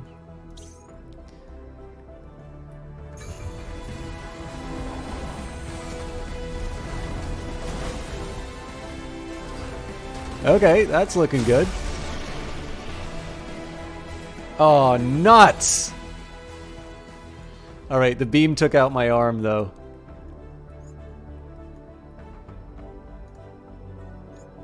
I mean, that's totally my fault, right? I have no one to blame, but... I've got no one to blame but me on putting my unit in friendly fire like that. I just didn't think the beam would do that much damage, frankly. Okay, looks like I do have someone who wants to hurt me, so we're gonna sneak around the side. Actually, it did occur to me I do have this turret to take out, so... Gives me a little something to do with the sidearm. What this means is I'm gonna have a little bit less in terms of scrap, so I should be able to pick up the... I should be able to pick up that blade again. But obviously it would have been nice. Okay, this guy's ejecting, so we're in good shape. And looks like I have a nice clear shot on at least one unit. Yep, so we get a full machine gun sort of without consequence. Very good. Okay, so what are we looking at here? It's a marksman, so I want to take that pretty seriously.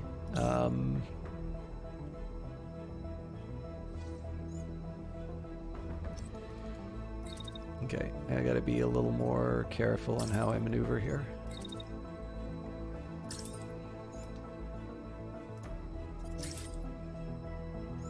Damn it.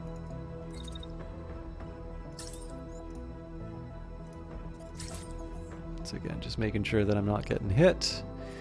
That is... Oh, Jesus, that's a sniper rifle. Yeah, so I definitely want to be careful about what I'm getting hit with.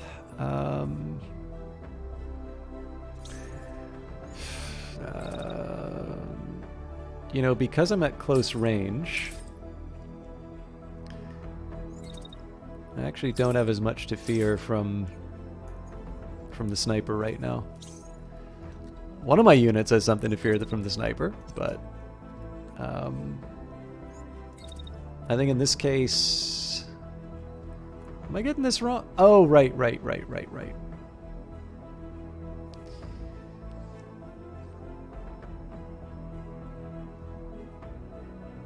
Actually, there's some interesting possibilities here. So how do I...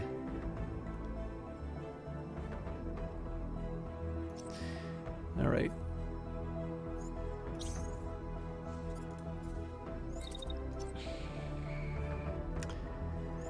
I'm not gonna lie, I'm not sure how I feel about this strategy, but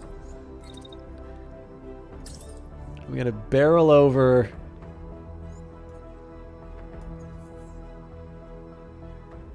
Oh, that doesn't work.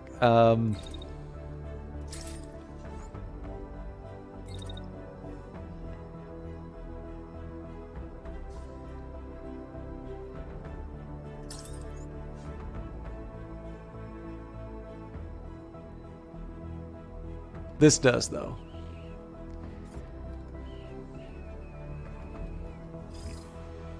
So there's the heat damage, but we're avoiding worse damage, so... Cool! Alright. So other than the embarrassing loss of the...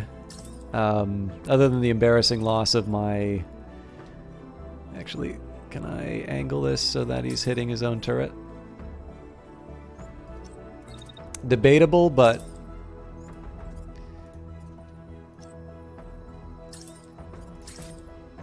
I don't know if this will do a lot of damage, but...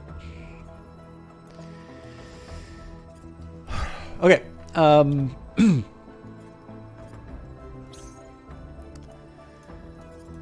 be a little mindful of how I'm moving here. Oh, but this is such an opportunity. Okay, so it's a straight line.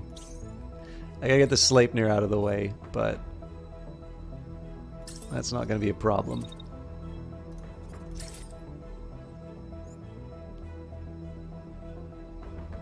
Yeah, so just moving out of range when they do that.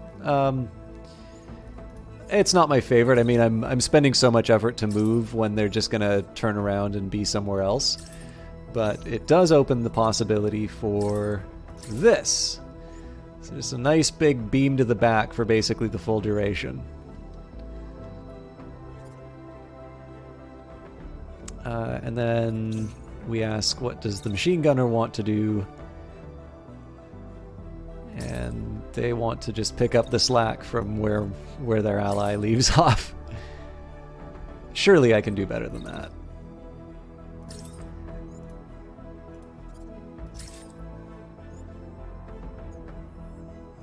You know what? I actually think I waste less ammo.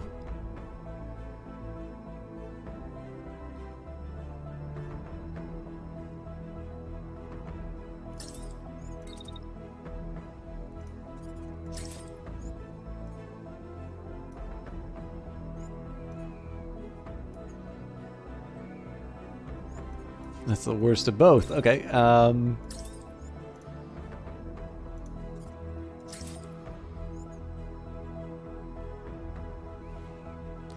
this isn't really better, but I'm sticking with it.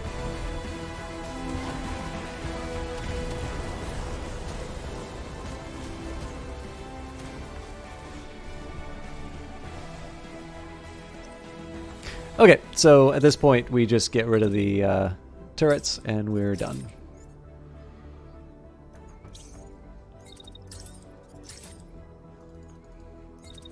So just get in position.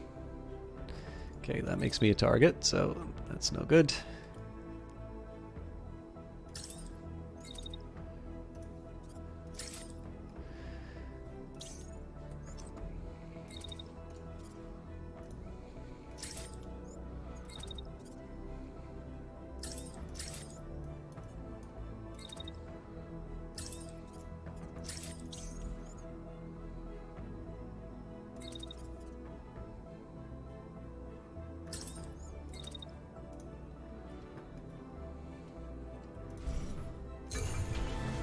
not much for the beam to do here, so.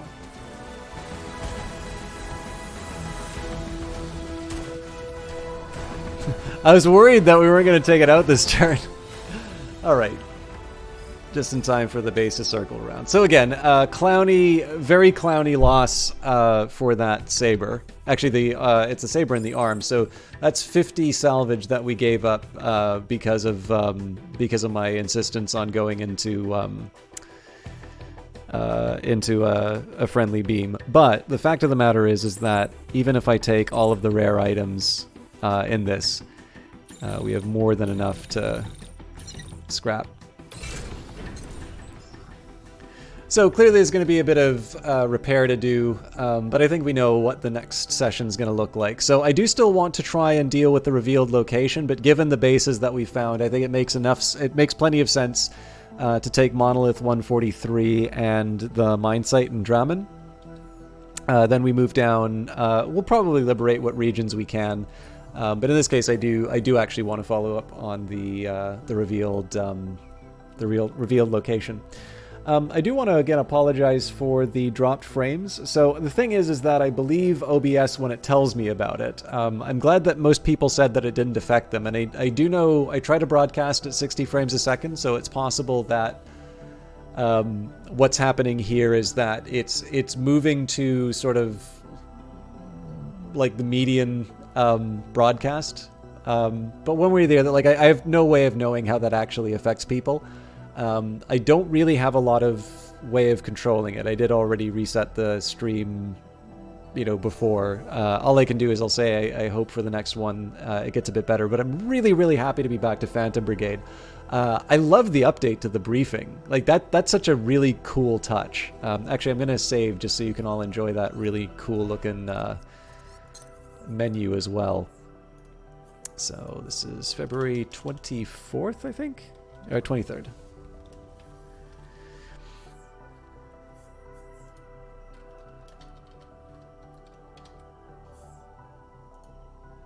But yeah, I mean, I had a wonderful time doing the doing the Orwell readings and playing the Orwell related games. Those were not for broadcast, Orwell and Orwell Ignorance is Strength. But I'll be honest. Oh, you know what? I should have disclosed this too. Bracefield Games has given me a key for Phantom Brigade as well as Industries of Titan. This is something that was covered like right at the start, but of course then we had the technical problems, so that's probably not in the video. I'll put it in like I should put it in the description just in case people are watching for the first time on YouTube.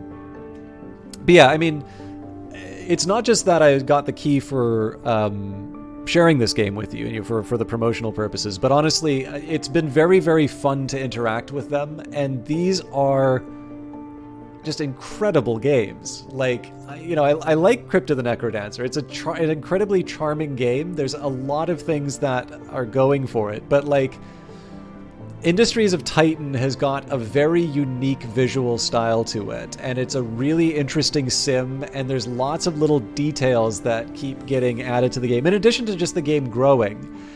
And then like Phantom Brigade, as a lot of you who've watched me stream for a while know, like, I really do enjoy strategy games. I like tactics games. I really enjoy XCOM. I like Into the Breach. I like Frozen Synapse.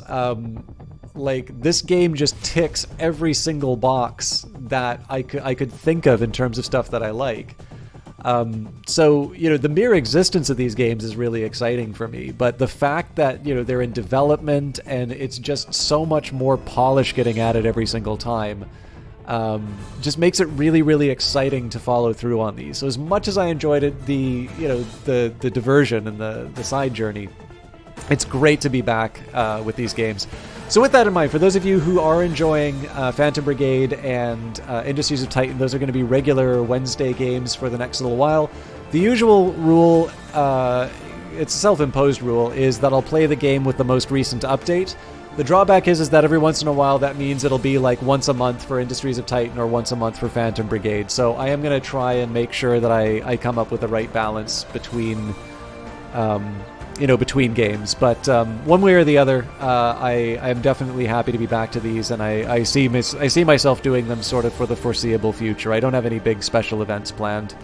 But again, you never know what the future holds. And if you want to see more of these when I am doing something special, feel free to let me know. There was somebody asking for Industries of Titan, and I am still trying to get some special videos recorded for that, because I know I'm going to be in Phantom Brigade land for a little while. Anyways, this is an unnecessarily long goodbye. So thank you all for watching. For those of you who like hanging out and want to see what's coming up next, on Friday we're going to be back to another Vancouver-developed game, The Darkest Dungeon. We've been making some interesting progress on that. And I don't know if I'll get to another boss, but I'm hoping to. And then for Monday we'll be back to Stellaris. Tuesday I will try and have a full-length Oblivion stream ready to go. But who is online? Oh, we've got IntelliGame. So looks like I lost a few of you over time, but I'm still going to raid IntelliGame tonight. And IntelliGame, I know him as Josh as well. I actually found him through the VTran. And he definitely likes to do... So for those of you who like kind of like stream rants, definitely IntelliGame does some for himself. So he definitely has a stream very much focused on discussing real-world issues as relates to the games that he's playing. So I definitely like trying to toss a few people along to him. He's certainly a much bigger streamer than me, so you don't need to, loudly announce who you are and that. But I do like being able to give him a host where I can. So I hope you hang out for it. It's also worth mentioning that both Uncle Cranky and Night Valian are also broadcasting right now. So Uncle Cranky's back to Path of Exile, and Night Valian is currently doing Children of Morta. So I'll leave you in everyone's capable hands. For those of you who just like watching me, I'll see you all on Friday. For those of you who are here for the Brace Yourself stuff, I will see you next Wednesday. And then for those of you who are here for the strategy, I will see you on Monday. Please enjoy IntelliGame. I'll see you whenever. Bye.